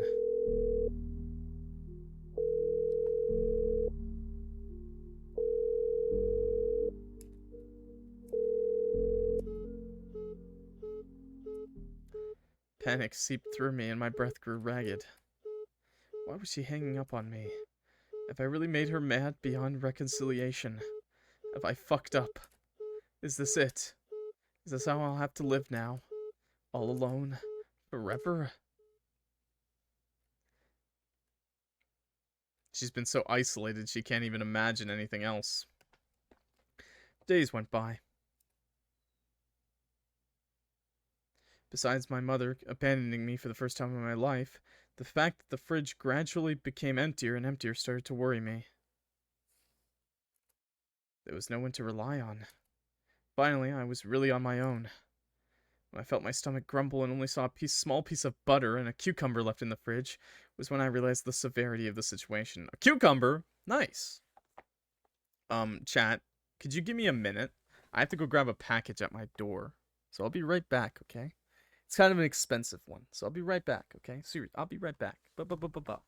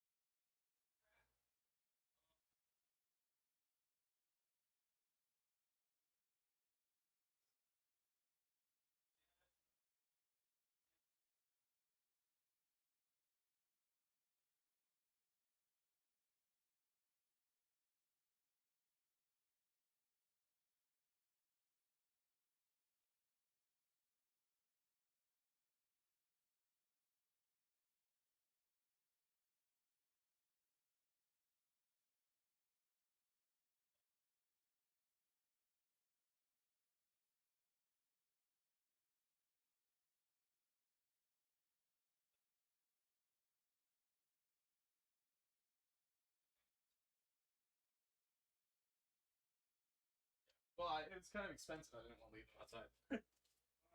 Thank you. Okay, sorry. Funny. Pookie, with how much you yap, I don't think you can judge anyone for talking. Yeah, shut the hell up, Pookie. No. We will sit that rambling. Shut up. Well, it's a good thing I talked about plantains then. Oh, that's funny. Okay, I'm back. Sorry for the delay. You know, a little bit of butter and a cucumber, pretty delicious. I knew I needed to do something. Anything. My mental strength was decreasing as each second passed, and even though I tried my best not to, I couldn't help but let out a few more tears roll down my face. And in this moment, I felt a mixture of feeling I've never felt before. Sadness, fear, worry, panic, and frustration. Overrated bananas. No! I gulped down the suffocating pain that rose in my chest and dried my face with my sleeve. Crying would bring me nowhere now. The reason I even got into this mess was because I wanted a job. Now I more or less am forced to find one now if I didn't want to starve within the next few weeks. My legs carried me to the bathroom where I splashed my face with cold water to reduce the puffiness of my eyes before I grabbed my jacket and left for the door. I needed money. I needed it now. And I'll have to find a way to get that, no matter how scared I was. You got this, girl. To be fair, I kind of know that feeling. When I had to go look for a job for the first time ever, my parents were pretty bad. With quick steps, I marched towards the cafe I always crossed on my way home. Of course, my parents didn't leave, but they did tell me they would kick me out if I didn't get a job, so... But trust me, it's not so bad. Jobs, you know, workplaces, the problem is how much money you're making, but most places are pretty chill. It was already past 6 p.m., and the growing darkness spreading over the autumn sky informed me that this place wasn't open much longer. My gaze fell into the notice on the front door. Hiring staff. Even though I had a plan in mind and knew exactly why I was standing here, my hand began to sweat and my heart beat rigorously. She doesn't have a resume, does she? I was nervous. No, nervous was an understatement. It was almost sheer panic I felt. It was only then that I realized I completely overestimated myself. I wished to do a job besides school just like all the others in my grade, but I didn't even consider the process of getting said job. How do you even get hired? Who do I even talk to? Will the employees in there even know what I'm talking about? I have no idea how this process goes. I'll make a fool of myself. The anxiety! The anxiety, it hurts because it's so real. You just gotta ask. You just gotta ask the first worker, and then they'll direct you to the manager, and then the manager will talk to you. All of a sudden, my will to go in this cafe and fulfill my wish of making my own money vanished into thin air. Felt nothing but overwhelmed. But if I just wanted to return back home, I'll still have no one to come back to, and no food to fill my stomach. You can apply online, that's true. A lot of places do that nowadays, but a lot of places don't at the same time. I tried my best to push aside the suffocating feeling of helplessness and entered the establishment with a pit in my stomach. Greeted my eyes was an unusually empty seating area and a sole employee standing behind the wooden counter, cleaning a few mugs. I've only ever looked at this place from outside. It felt strange seeing what I've been missing all this time. I felt too ashamed to venture in here alone without a friend to accompany me. I felt too ashamed. My mom never wanted to go in here. Too much sugar, she said. The brightly lit menu over the counter caught my eye, and I couldn't help but feel in awe by the variety of drinks they served. Didn't even know what most of the words meant. Oh no, that's terrible. Wait, this is not where you should be getting a job then. Maybe you should get a job at like Walmart. Matcha, espresso. I wish to taste them sometime. Oh, you probably can when you work. Steal a sip. Caramel syrup. I wonder how sweet that would be. Can I help you? A gruff, annoyed voice ripped me from my trance, and I quickly moved my gaze to the source of the voice. Bro, that is the worst. If you are looking at a menu and you're working a counter, do not bother the person looking at the menu. What are you doing, man? What? Not everyone knows what they want right away. That's like the most horrible thing an employee can do. I used to work as a barista, and like I never rushed people, man. I just said, "Hi, can I help you? Do you need some more time?" And then they'd be like, "Yeah," and I'd be like, "All right, just let me know when you need me." Like, you know, fuck. Don't be like, "Can I help you?" Don't do that. The employee that was standing behind the counter, a man with short black hair, presumably in his late 20s, and with a tired look on his face, had his head turned towards me as he continued swiping the mugs clean. My heart felt like it was about to explode. His demeanor seemed distant and didn't want to bother him with my question. I lowered my head slightly and clasped my hands together. "I saw you were hiring." He rolled his eyes. "And you couldn't have waited to ask that tomorrow?" What? Why? "We're almost closed, girl." Heat rose to my face. "Sorry." I heard him sigh, and he set the mug he was cleaning aside to face me fully. This guy's a dick, man. Of course it was a man. I mean, I'm gonna be real with you, actually. Every time I had a bitchy boss, the men never gave a fuck. It was always a woman. If there was a bitchy boss that was like constantly annoyed, it was a woman. That's just my personal experience, okay? Eye rolling. I don't know why. I don't know why. I guess maybe because I'm a dude. Maybe that's it. Opposite, you know? That's the way it was. For me. And I've had a lot of jobs. But don't worry, men can be just as annoying and bitchy, too. And to be fair, it is a man talking to a woman, so even worse. I heard him sigh, and he set the mug he was cleaning aside to face me fully. "Do you at least have your resume with you?" I stayed silent. I don't have one, because I don't have a job. I've never had a job. I'm so stupid. Of course I couldn't just barge in here empty-handed. Didn't I learn about this in school? No. I forgot it. I heard him sigh again, but this time it sounded even more impatient. The pressure of this conversation started to make me feel dizzy. "Look, we need some type of information about you. We can't just hire anyone." His words made me feel even more stupid. Just wanted to go home. "Do you at least have a phone number I can pass on to my manager? Maybe his desperation for new staff will work in your favor." I I tried my best to suppress the tears that formed in my eyes when I noticed that I didn't even bring my phone. You don't know your own phone number? No way, bro. No way. She forgot her phone. She doesn't know? Ugh. Hey, Sky, totally reasonable. I just meant for bosses, by the way. Men at the workplace, terrible. I have multiple dudes. I'm like, I never want to talk to you. Coworker wise, it's always the fucking dudes, man. Even for dudes, everyone got that one coworker who's so goddamn annoying. Okay, real. It's always the women at my job. They're great. They're like all the women at my job. They're always nice. It's just the bosses. I don't know why. He ain't even the boss. I know. This is pretty bad. Do I have my number memorized?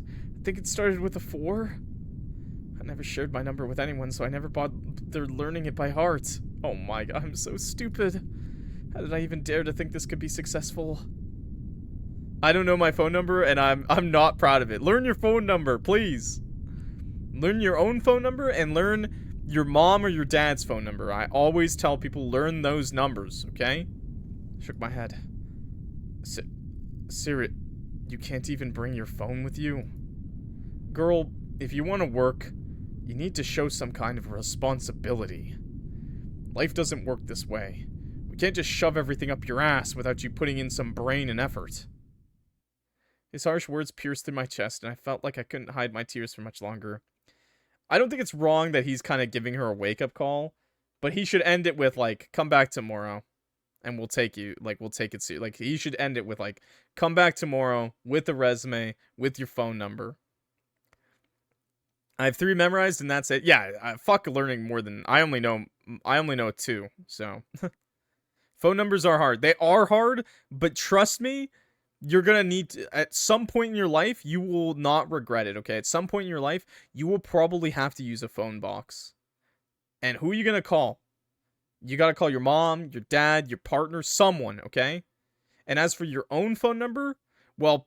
You're just going to have to type that so many times in life. Like, every time you sign up for something, it's going to ask for a phone number. Every time you go somewhere, they're going to be like, can we get your phone number? Yeah. So you'll just learn that one on your own, usually.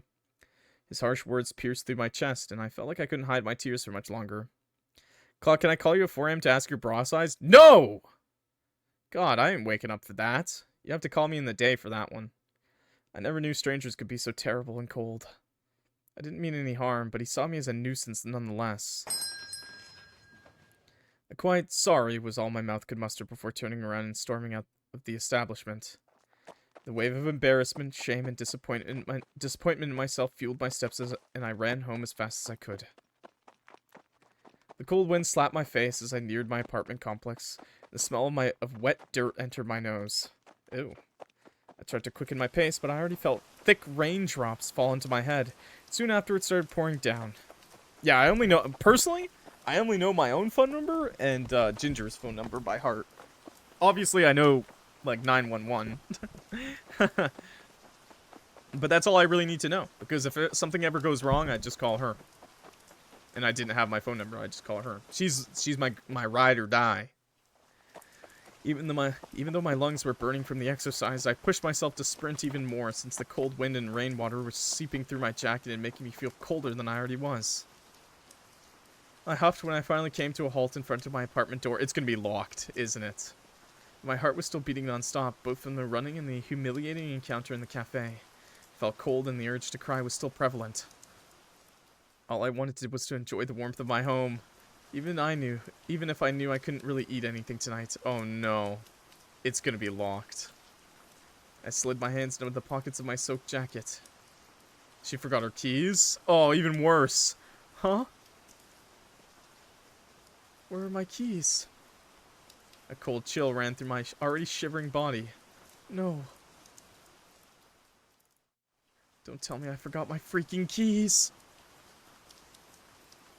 It's not like this was the first time this happened. I have forgotten my keys countless times in the past. Maybe she has like ADHD or something. Only that back then my mama was always home or at least available to let me in sooner or later. I desperately shuffled through all the pockets I had on me and dug through them multiple times to make sure I didn't just misplace them somewhere on me. But the only thing I found were 2 pennies. This was it. I couldn't pull myself together anymore. Without being able to stop myself, I just collapsed in front of the locked door and buried my head in my hands. Sobs escaped my lips, and all I could do was let out all the tears I've dammed up over the past few days. If you live in an apartment, by the way, she lives in an apartment, so probably no window, but if you live in an apartment, you could just talk to the person downstairs, and they usually have an extra key. The apartment, like, owner. Usually they'll have your name on file, and they could just be like, yeah, okay. But if they see you enough, like, if they see you every day, they'll probably be like, okay, I know you live here. You know what I mean? Like, now, if you're unlucky, they would just say, no, I need to see ID, and then you're like, I don't have my ID. Sobs escaped my lips, and all I could do was let out the tears I've dammed up over the past few days. The rain was pouring down hard, and I was glad it was loud enough to cover most of my pathetic and pitiful cries. Both my body and heart felt cold. I never knew being an adult hurt so much. It fucking blows. I never knew being her alone hurt so much. It hurts. It really hurts. I'm going to die. I'm going to die like this. I'm nothing. I can't do anything right. I can't be on my own. I can't get a job. I can't stand up for myself. I can't feed myself. I can't even be responsible enough to take a stupid key with me when I go outside. I can't rely on myself. Maybe she was right. I really can't do anything on my own. That's so awful. And she only can... You guys understand that she's only like this because of her mom. Bunny, why, what are you doing sitting on the floor? My breath stopped as I heard a distinct voice speak to me. I didn't even hear the footsteps approach due to the heavy rain. But once I lifted my head from my arms, a familiar pair of red shoes entered my view. For a second I thought I was just imagining it, but after letting my gaze drift upwards more and seeing my mother's face look down on me, all I could do was look at her with red, teary eyes, and not a single word could leave my lips. Yeah, she definitely had, like, was watching her the entire time. Oh no. Don't tell me you locked yourself out again. A faint sense of mockery swung in her voice, and she gave me a light smile. I hated how she acted like nothing happened, as if our argument and my struggles the past few days never occurred. But I hated myself for throwing myself at her and wrapping my arms around her legs, desperately, before letting out tears of relief upon her return. Yeah, she's happy with this outcome, right? It's exactly what she wanted. I hated that the sheer cold that was seeping through my skin evaporated as soon as I touched her again. I just hated myself so much for giving in once again, just like every time. I can't escape. I'm sorry. My voice sounded terribly shaken through all the sobs. I'm so sorry, Mom. I didn't do anything wrong. She didn't. I knew that. I just wanted to try out what everyone my age does. But I'll apologize nonetheless, because it ensures that she will still love me, and not leave me to fend for myself again. Oh, Bunny, it's alright. I'm back now. Her hand touches my wet, clumped hair. My breathing starts to regulate. I don't know what to do without her. I don't know how to navigate the world without her help. Even if I hate it, I can't help it. I have no choice but to stay with her and endure her ways. It's the only way for me to survive. I'll even apologize for mistakes I haven't committed and for things I don't feel sorry for. Because there's no other way of living for me. I'm nothing without her. This is just my reality.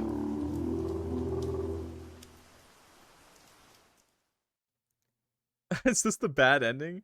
It's actually a kinetic visual novel, so there's no choices. A clump forms in my throat. But she's changed because this is all in the past, and she is talking to the guy. I guess she likes him. A clump forms in my throat while my arms push my wheelchair over the roughly paved sidewalk. And I'm pretty sure she lives on her own for college. I think I remember them saying that in the last episode. A cold gush of air swishes my hair in the wind. I'm heading towards the place I agreed to meet Mom in, which was nowhere else but my own apartment. I already see the highly built complex stretch out not too far from where I currently am. Usually, coming home was something comforting. It's not really my home, more like Mom's second apartment in the city, but it feels more like my own than where I grew up. Yeah, so she does have her own apartment that her mom, obviously, probably lives in, partly. It was hard convincing Mom to let me live here, away from her. The only argument that ended up working was that I would have a very short way to university, meaning more safety than having to commute every day for multiple hours with public transport. Of course, she still makes her frequent visits to me, but it's a lot more peaceful to have some sort of privacy for the first time in my life. It is comforting to not have to be confronted with my mom's hot and cold demeanor every day. Now I just have to deal with it every few days, and if things go well, then I only see her on Friday. Not having to be on my toes every time I came home was peaceful. She got hit by a car. That was all a flashback. She hasn't talked to her mom in a couple of days because she got hit by a car. And she also didn't want to talk to her mom. But now, returning to this very place, I found comfort and feels nothing close to peaceful. I take the elevator to the second floor, and the pit in my stomach grew more and more as I rolled towards the door. Right when I stop in front of it, I see a pair of shoes sitting beside the doormat. I gulp. She's already here. I feel my hands becoming clammy when I think about having to explain myself now. She'll be mad at me. No, she will be so furious. She proved that to me on the phone earlier. I knew I couldn't hide it from her forever. Of course she would find out about what happened. I mean, it's obvious just by looking at me. I knew it was a stupid decision to not involve her in my stay at the hospital, but I was scared of her reaction at the time. I thought I could maybe evade her anger and the possible consequences if I just hid it long enough. What a stupid fantasy. All I did was avoid the inevitable. If she would have punished me back in the hospital, she will do so now as well. If only I hadn't stayed later than I was allowed to at the library that day. I left my phone there when I hurried home. Because I was in a hurry, I was careless in traffic. It was basically my own fault. I can already smell the terror she will make. This was the longest time we haven't spoken. Saturday to Monday, 1 week apart. I was released from the hospital last Sunday, but to my dismay, when I went back to the library to find my phone, it was no longer there. In panic, I searched the whole campus until it got dark. Only today on Monday, I found it about the Lost and Found Center of the university. I want to bite my tongue for not finding out about it sooner. I want to bite my butt even more for not calling her immediately and explaining the situation. But I didn't expect to run into the guy from the hospital. Maybe it would have helped de-escalating the situation if I had just called her the moment I had got my phone back and explained everything immediately. Now she is under the assumption that I avoided her deliberately. And even though it was partly true, I didn't wish for her presence and almost enjoyed the time apart from her. Admitting that to her meant big trouble for me. I take a deep breath and rustle my keys in the keyhole before hesitantly pushing the door open. In this moment, I wish I had never had to give Mom a spare key to my apartment. It's not like I had much of a choice, but maybe I wouldn't feel so on edge about meeting her in this place now. As soon as oh, she's sitting right at the fucking door, bro. Oh, God. Oh, God. As soon as I enter my sacred space, my heart starts pounding. You think she's gonna take it away from her? Maybe. The mere thought of confronting her now makes me want to cry. I slip off my jacket and tried hanging it on the wardrobe as best as I could from my seated position. Carefully, mindful not to make too much noise to alarm her or maybe infuriate her even more, I close in on my living room. My heart sinks the moment I see her sitting by the couch near the coffee table, looking into the distance, as if she's been waiting for me to come home already. The scene is awfully familiar. Me approaching my mother to gain her favor and her sitting desolately in her preferred space with the power to decide my fate. The only difference is that now I already feel nauseous to begin with. I'm home. I finally managed to croak, my head slumped and my voice small. I'm already mentally preparing for the outrage I will have to face now. Maybe your mom will understand you're in a wheelchair, something horrible happened. My face starts to sweat even more when I see her move her head in my direction from the corner of my vision. I press my lips together and try to enjoy the last moments of silence before the storm. Bunny. What happened? Truck couldn't happened. The unexpected softness and genuine concern in her voice met with confusion on my part. Wasn't she mad? She was just a while back when I talked to her. When she gets up and slowly walks towards me, I dare to raise my head again and look at her face. It indeed showed signs of genuine concern, her eyebrows furrowed and her eyes filled with question marks. The incoherence in her behavior causes my voice to come out weaker than I wanted to.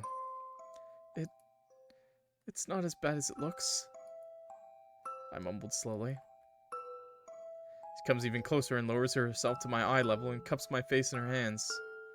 They're cold as usual, but the warm gesture makes all the fear and terror I felt beforehand go away. It was just a small accident. I tried to find the best words not to ruin her gentle mood. Just say you just woke up. Just say, like, literally yesterday was the day you woke up and you lost your phone. Just lie! She couldn't know the whole story. I was on my way home and a car didn't see me. It was technically true, so I didn't feel too bad about concealing the whole truth. The doctor said the bones in my legs are fractured, but they'll heal soon.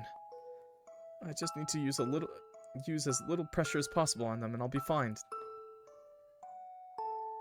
My cat's meowing at me. I sense her visibly sigh in relief. My God, my poor baby. Can you imagine how scared I was when I saw you in that wheelchair? I thought you were rendered immobile. Oh God, that's pretty scary, actually. Her words don't sound reproachful. No. She literally just got hit by a car. That's all. And she was knocked out for like a few days. Both fills me with doubt and confusion, but to be honest, I enjoy this type of attention. Maybe seeing me like this pushed away her anger and replaced it with the worry you would feel when you saw your child injured. I always loved it so much more when she shows how much she loves me instead of yelling at me. Situations like these make me hopeful that maybe we can have a normal mother-daughter relationship. I'm sorry, Mom, I say with an apologetic smile on my face. Now I know she isn't mad at me, I can finally relax a bit. Oh no, it's gonna come. I feel her hands starting to emit warmth to my skin. It feels as though all my worries prior to this meeting were all for nothing. Oh no. Everything is fine now. I can relax.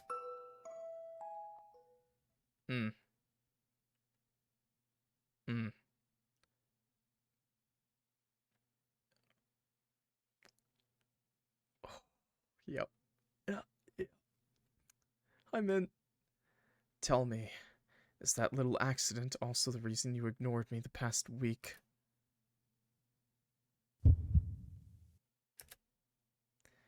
I feel my heart sink to my stomach. Deeper than it ever did before. There it is again. The sickening feeling in my stomach replaced all the comforting warmth I felt. Mom's hands don't feel warm and secure anymore, but instead like cold clutches that held my head in place until I gave a satisfactory answer. I feel stupid for even thinking that she was going to let me off the hook this easily. Don't play dumb. You know exactly what I'm talking about. Do you know how many times I called you? Do you know how fucking worried I was? My eyes began to feel wet when she raised her voice. I'm sorry. No, I don't want to hear you're sorry. I want a damn explanation. I'm hesitant to tell her the truth. It would result in even more yelling. I could feel it in my bones. Just lie and say that you were knocked out the entire time. But the look in her eyes tells me she wasn't going to let go until I give her the answer she wants to hear. I couldn't contact you. I really couldn't. I left my phone at the library because I was in a hurry. My voice becomes smaller. When I noticed that I forgot it and turned back, the car hit me. And when I was at the hospital, I couldn't just leave and get it. Please believe me, Mom. A short silence falls between us. My heart rate picks up frantically to the point it almost hurts.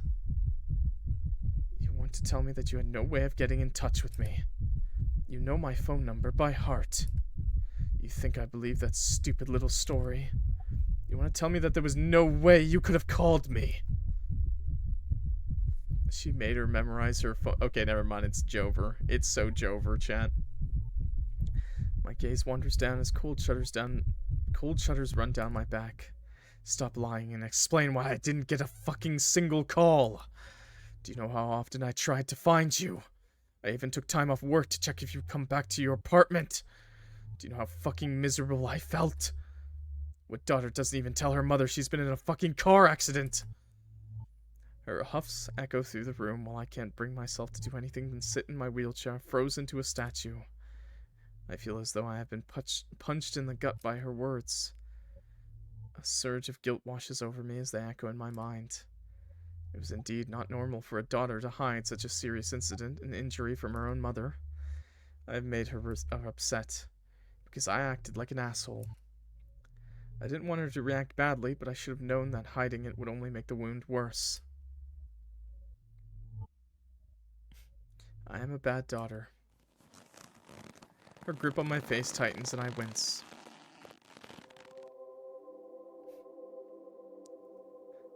You wanted to avoid me, right? She huffs with a desperate tone to her voice, and her eyes pierce through my skull. She moves her head close to me. Also, stretch check. Ugh. Every time I stop petting my dog, she jumps on my lap, taking my hand. That's so cute. I need that right now, because the story's so fucking dark. Ugh. She huffs with a desperate tone to her voice, and her eyes pierce through my skull as she moves her head closer to me. Her figure spreads through my whole body, and I have no choice but to face her now. When my eyes finally meet hers, I feel as though I'm being stabbed. You don't want me in your life anymore, is that it? My eyes widen. You think you don't need me anymore, right? No, I didn't. Don't lie to me. Freeze. Yeah, having a murderer for a mom is kind of bad. Don't you fucking lie to me.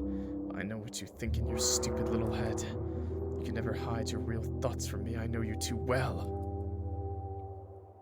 Her words sound out of breath and they seep into my heart like a dagger. She has a talent for twisting my words to work in her favor, but this time I can't deny that she is right. I didn't want to see her. I avoided her. I wanted some time to myself. I didn't want to hear her voice. I didn't want to bother with her worries and demands. Just this once. Just 1 week. I just wanted 1 week to myself. I just took the opportunity that has presented itself.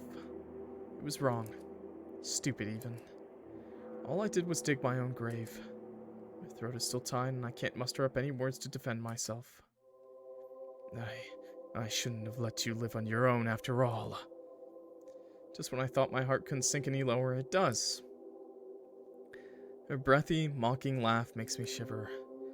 I was being too lenient on you. I should have known you wouldn't fulfill the condition I set for you to live alone. Is it really that hard to call me every day? Telling when you go to university. Telling me when you eat. Telling me when you're at break. Telling me when you go home. Is it really that hard to just tell me those tiny little things for my own peace of mind? I'm sorry. I swear it won't happen again. Please don't be mad. Oh, my little bunny, I'm not mad at you. The sudden softness in her voice is eerie and makes me even more afraid. I know how you are. I know that you like to act out of line here and there. You've always been such a troublemaker. You're just not smart enough to know when enough is enough. It's okay. It's my job to keep you in rein, Her nails dig into my skin and her face comes even closer to mine. I feel her warm breath hit my skin. I think I'll just take you back home, with me. Being on your own is way too dangerous. I don't care if you have to drive an hour to university every day. I will drive you. I will make sure that every second of your damn life, you can't even form the thought of leaving me. Do you understand? I can't help but let the tears that have accumulated in my eyes flow down my face. No, please no. I don't want to go back with her. I can't live with her anymore. It's suffocating. Maybe I should pull you out of university altogether. I would have so much less to worry about if I would just lock you back in your room at home and let you rot there for all eternity. I can't control my emotions anymore and I start sobbing. I want to raise my voice, but what leaves my lips out is barely above a whisper. No, don't do that. Please forgive me, please. No. Then what do you want? Do you want me to fulfill your wish, Should I leave my little bunny alone? Do you want that? Before I could think clearly, my voice rings through the room. What? No! It makes me sick. I feel torn. I can't live with her. I can't live without her. I hate being with her. I hate the way she treats me. I hate how she controls me. But something in me still loves her regardless. The constant shadow of hers that looms over me with every step I take is crushing me. The thought of being alone is just as agonizing. It scares me. I want to keep my distance from her. I want her away at all costs. But the thought of her not being there, not having someone that cares about me, being all alone, it scares me. It scares me so much. I don't want to be alone. I will die if I'm left alone. I have no one but Mom. You think a teacher would know? I was literally bullied by a teacher when I was in elementary school. Like, straight up. Like, I had bullies, and the teacher would join in on the bullying. There's a lot of really, really bad people out there, and they have all types of jobs. It's just unfortunate. There's no one but me and her in this world. I can't choose one side. My heart always feels both. I'm forever cursed to contradict myself. No matter what I do, I betray one half of me.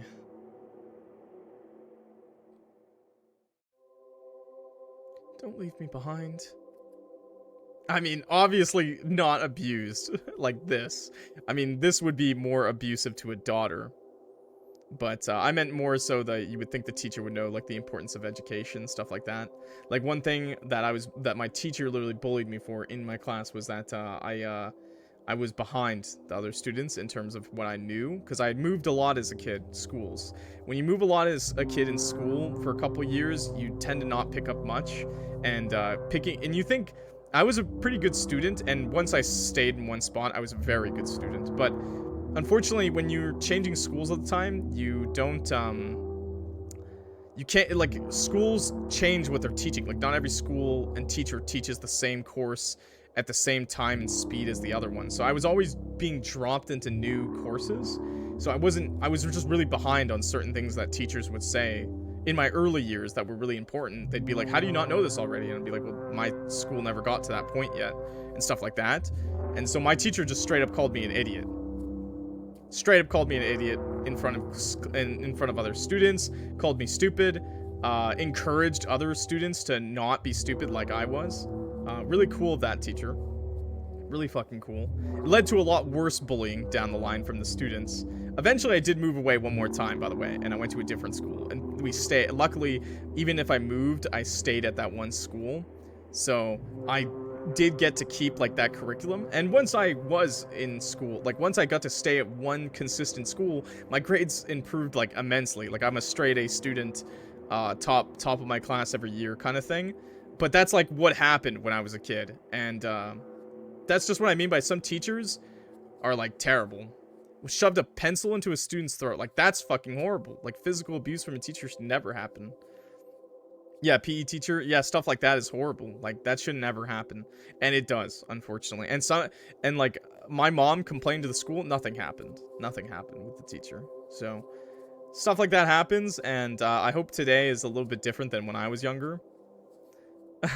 It's okay. I mean, I had problems, and I can't deny that I didn't know what the class was talking about. But yeah, it was pretty bad, my early years. Anyways, back to the game. Sorry. I just mean to say, like, it happens, unfortunately. There's some terrible people out there. If you ever have kids, listen to your kids and believe them.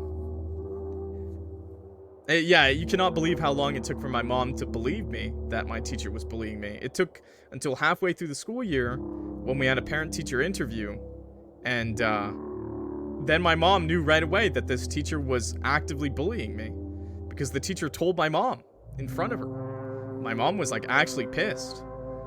And, well, the first thing my mom did was buckle down and help teach me. And that was really hard because she got really mean with me, my mom, to teach me, to catch up. Because first, I guess my mom's first initial reaction was, like, anger that her son was stupid. But then later on, she kind of realized that it wasn't, like, my fault, you know? So, then she realized the teacher was the actual problem. And then she had an argument with the teacher. And then that's when we moved. And I went to a different school. That's when things got a lot better. And then she said sorry because she realized that it wasn't my fault, that I was stupid. Sorry, that is kind of a random conversation. I've talked about it before on stream, but that was kind of in the middle of the game. But kind of like a little relation. Don't leave me behind, please. Waves of pathetic tears find their way over my skin to my jaw. They tickle before falling down on my lap. Oh, now you want me to stay. So you agree to come back with me. I would say this is way worse, obviously, because this person's mother was just, you know... I mean, we already know she's a horrible person from what she did to Julian and her sister, but this is just super, like, horribly manipulative, like, psychopath behavior. Narcissistic behavior, you know? I hate this. Just forgive me this one time, Mom. I don't want to be alone. I don't want to be. Please don't leave me alone. I hate this so much. Please, I'll do whatever you want. Just forget this happened. I hate myself for being this way. I just want to stay here. Please, please, please. Oh, my poor bunny. Feel a cold finger swipe across my cheeks and the wet feeling slowly disappears. Can I trust you? Can I be positive you'll follow my rules without any exceptions? I nod heavily. But you see, I can't just let you off the hook like nothing ever happened. This little stunt of yours really hurt, you know? Seems like I was being too nice, giving you so much freedom. Share your location with me at all times from now. I thought you were mature enough for me not to resort to this method, but it seems like you give me no other choice. If you ever dare to turn it off or forget your phone again, I'm taking you back to me. Do you understand? Why is she even asking? It's not like I have a choice. So I nod. Good girl. See, it's not that hard to listen. Mom finally lifts herself up and stands at her full height again. The distance this creates between us makes it finally easier for me to breathe. Maybe this is all coming to an end now. Oh, but before I forget. Lift my head to inquire what she has to say to me, but instead of being met with words, all I feel is a sudden sting on my cheek. I freeze. Like I always do when she does this. Have you learned your lesson? A strange sensation of numbness fills my heart. My mind can only focus on the pain inflicted upon me by my mother's hand, and I just nod again. I want to hear it. Use your voice. I won't do it again. I barely croak. My mother seems to notice my absent mind and furrows her brows as what she wants to seem like empathy. She lowers her upper body towards me and lifts my chin up with one hand.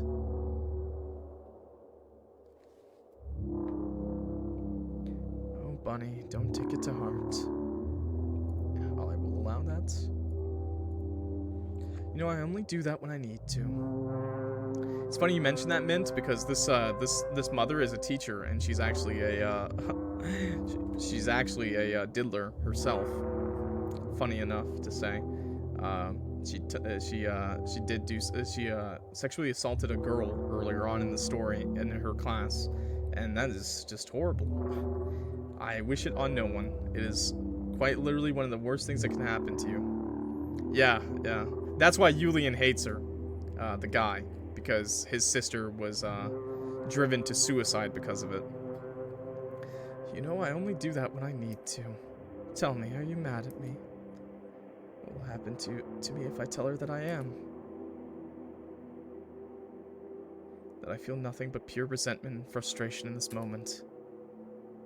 She won't like that, will she? Will it escalate in another fight? I shake my head. Good. Because you know that I love you, right? I wonder if Julian is listening to all this, because he did follow her. I nod. And you love me too, right? I nod. You have a voice. Use it. I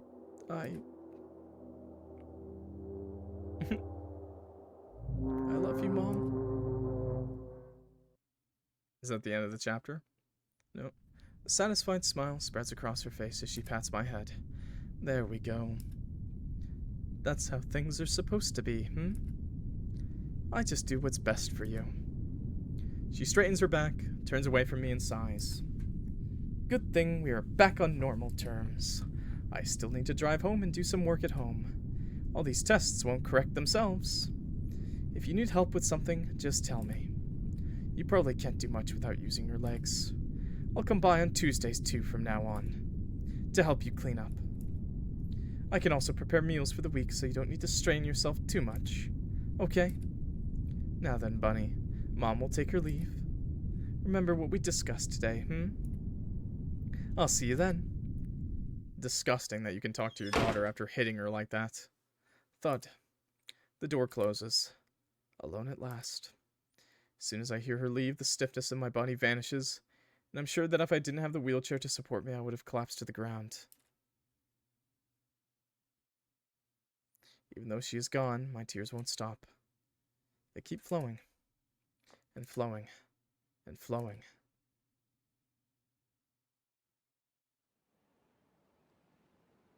What if he knocks on the door?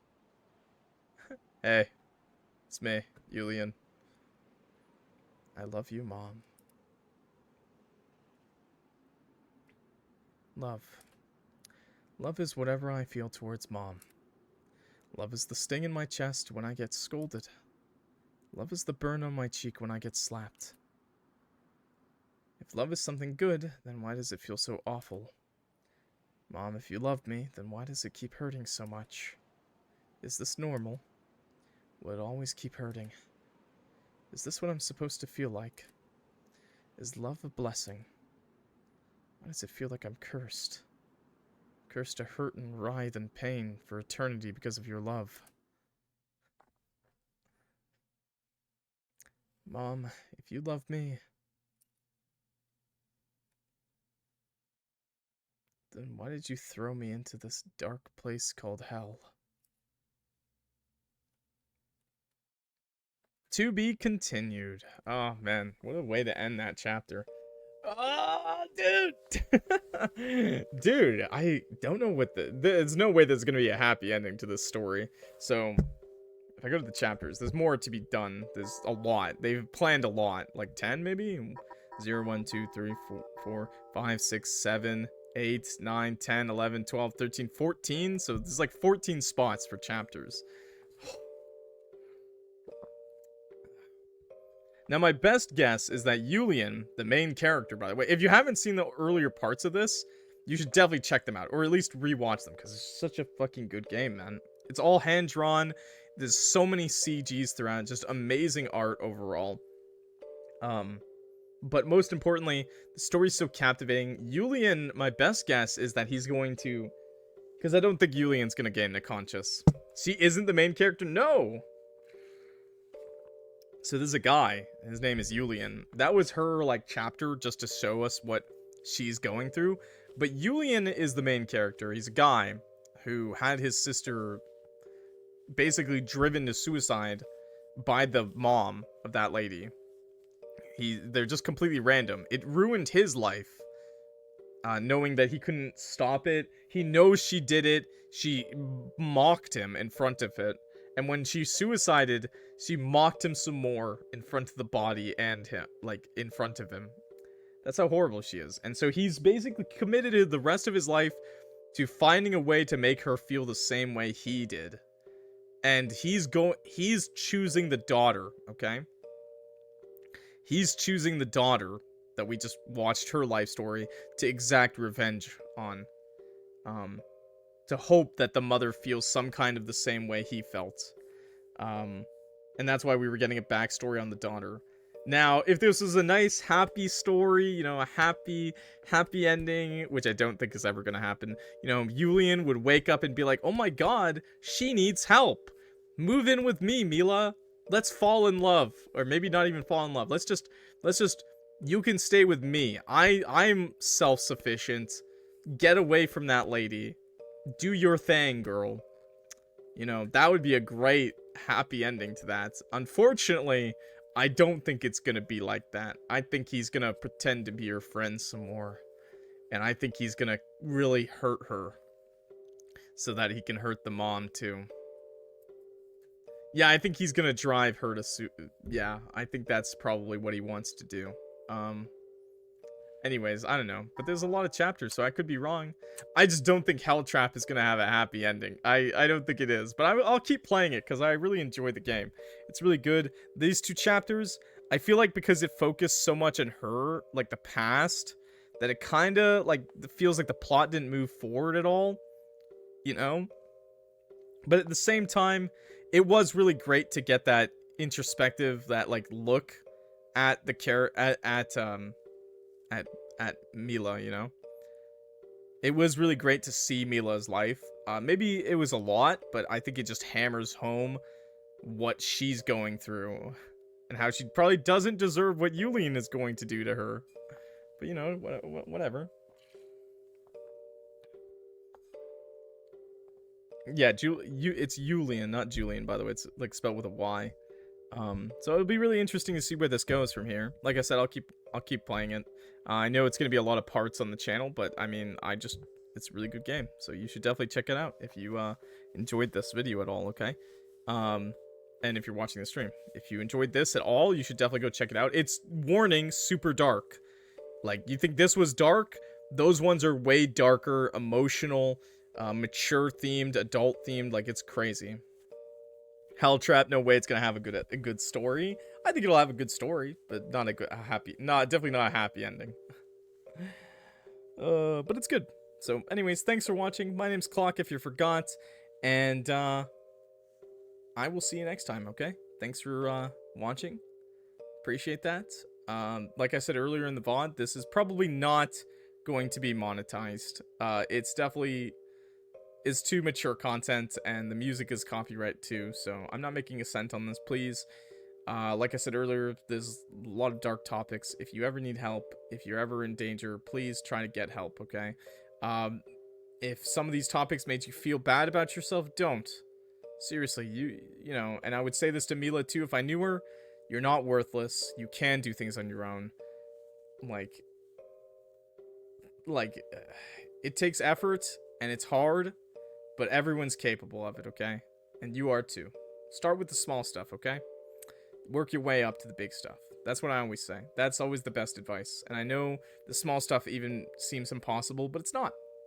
It's really not. You can do it. If you've done it once in your life, you know, some people find it hard to shower or brush their teeth, you know, and they find it impossible. Just remember, you probably did that already when you were younger, so you could definitely do it now. And you know, you'll work your way up, you know, you'll talk to that guy, you'll apply for that job, you know, it's going to be awkward, it's going to be hard, and super embarrassing, and your anxiety is going to be through the roof, but you can do it. Things like that happen. You talk to your teachers, you talk to your friends, you talk to your parents, you have experience with these things, you can do it. You can make that, you can do that, okay? Whatever you want. Anyways, yeah, I always want to add that in, just in case someone watched this and didn't listen to my warning. If you watched this and you didn't listen to my warning, there's not much I can do about that. So I just hope you feel better. Anyways, thanks. Clock it out. Peace.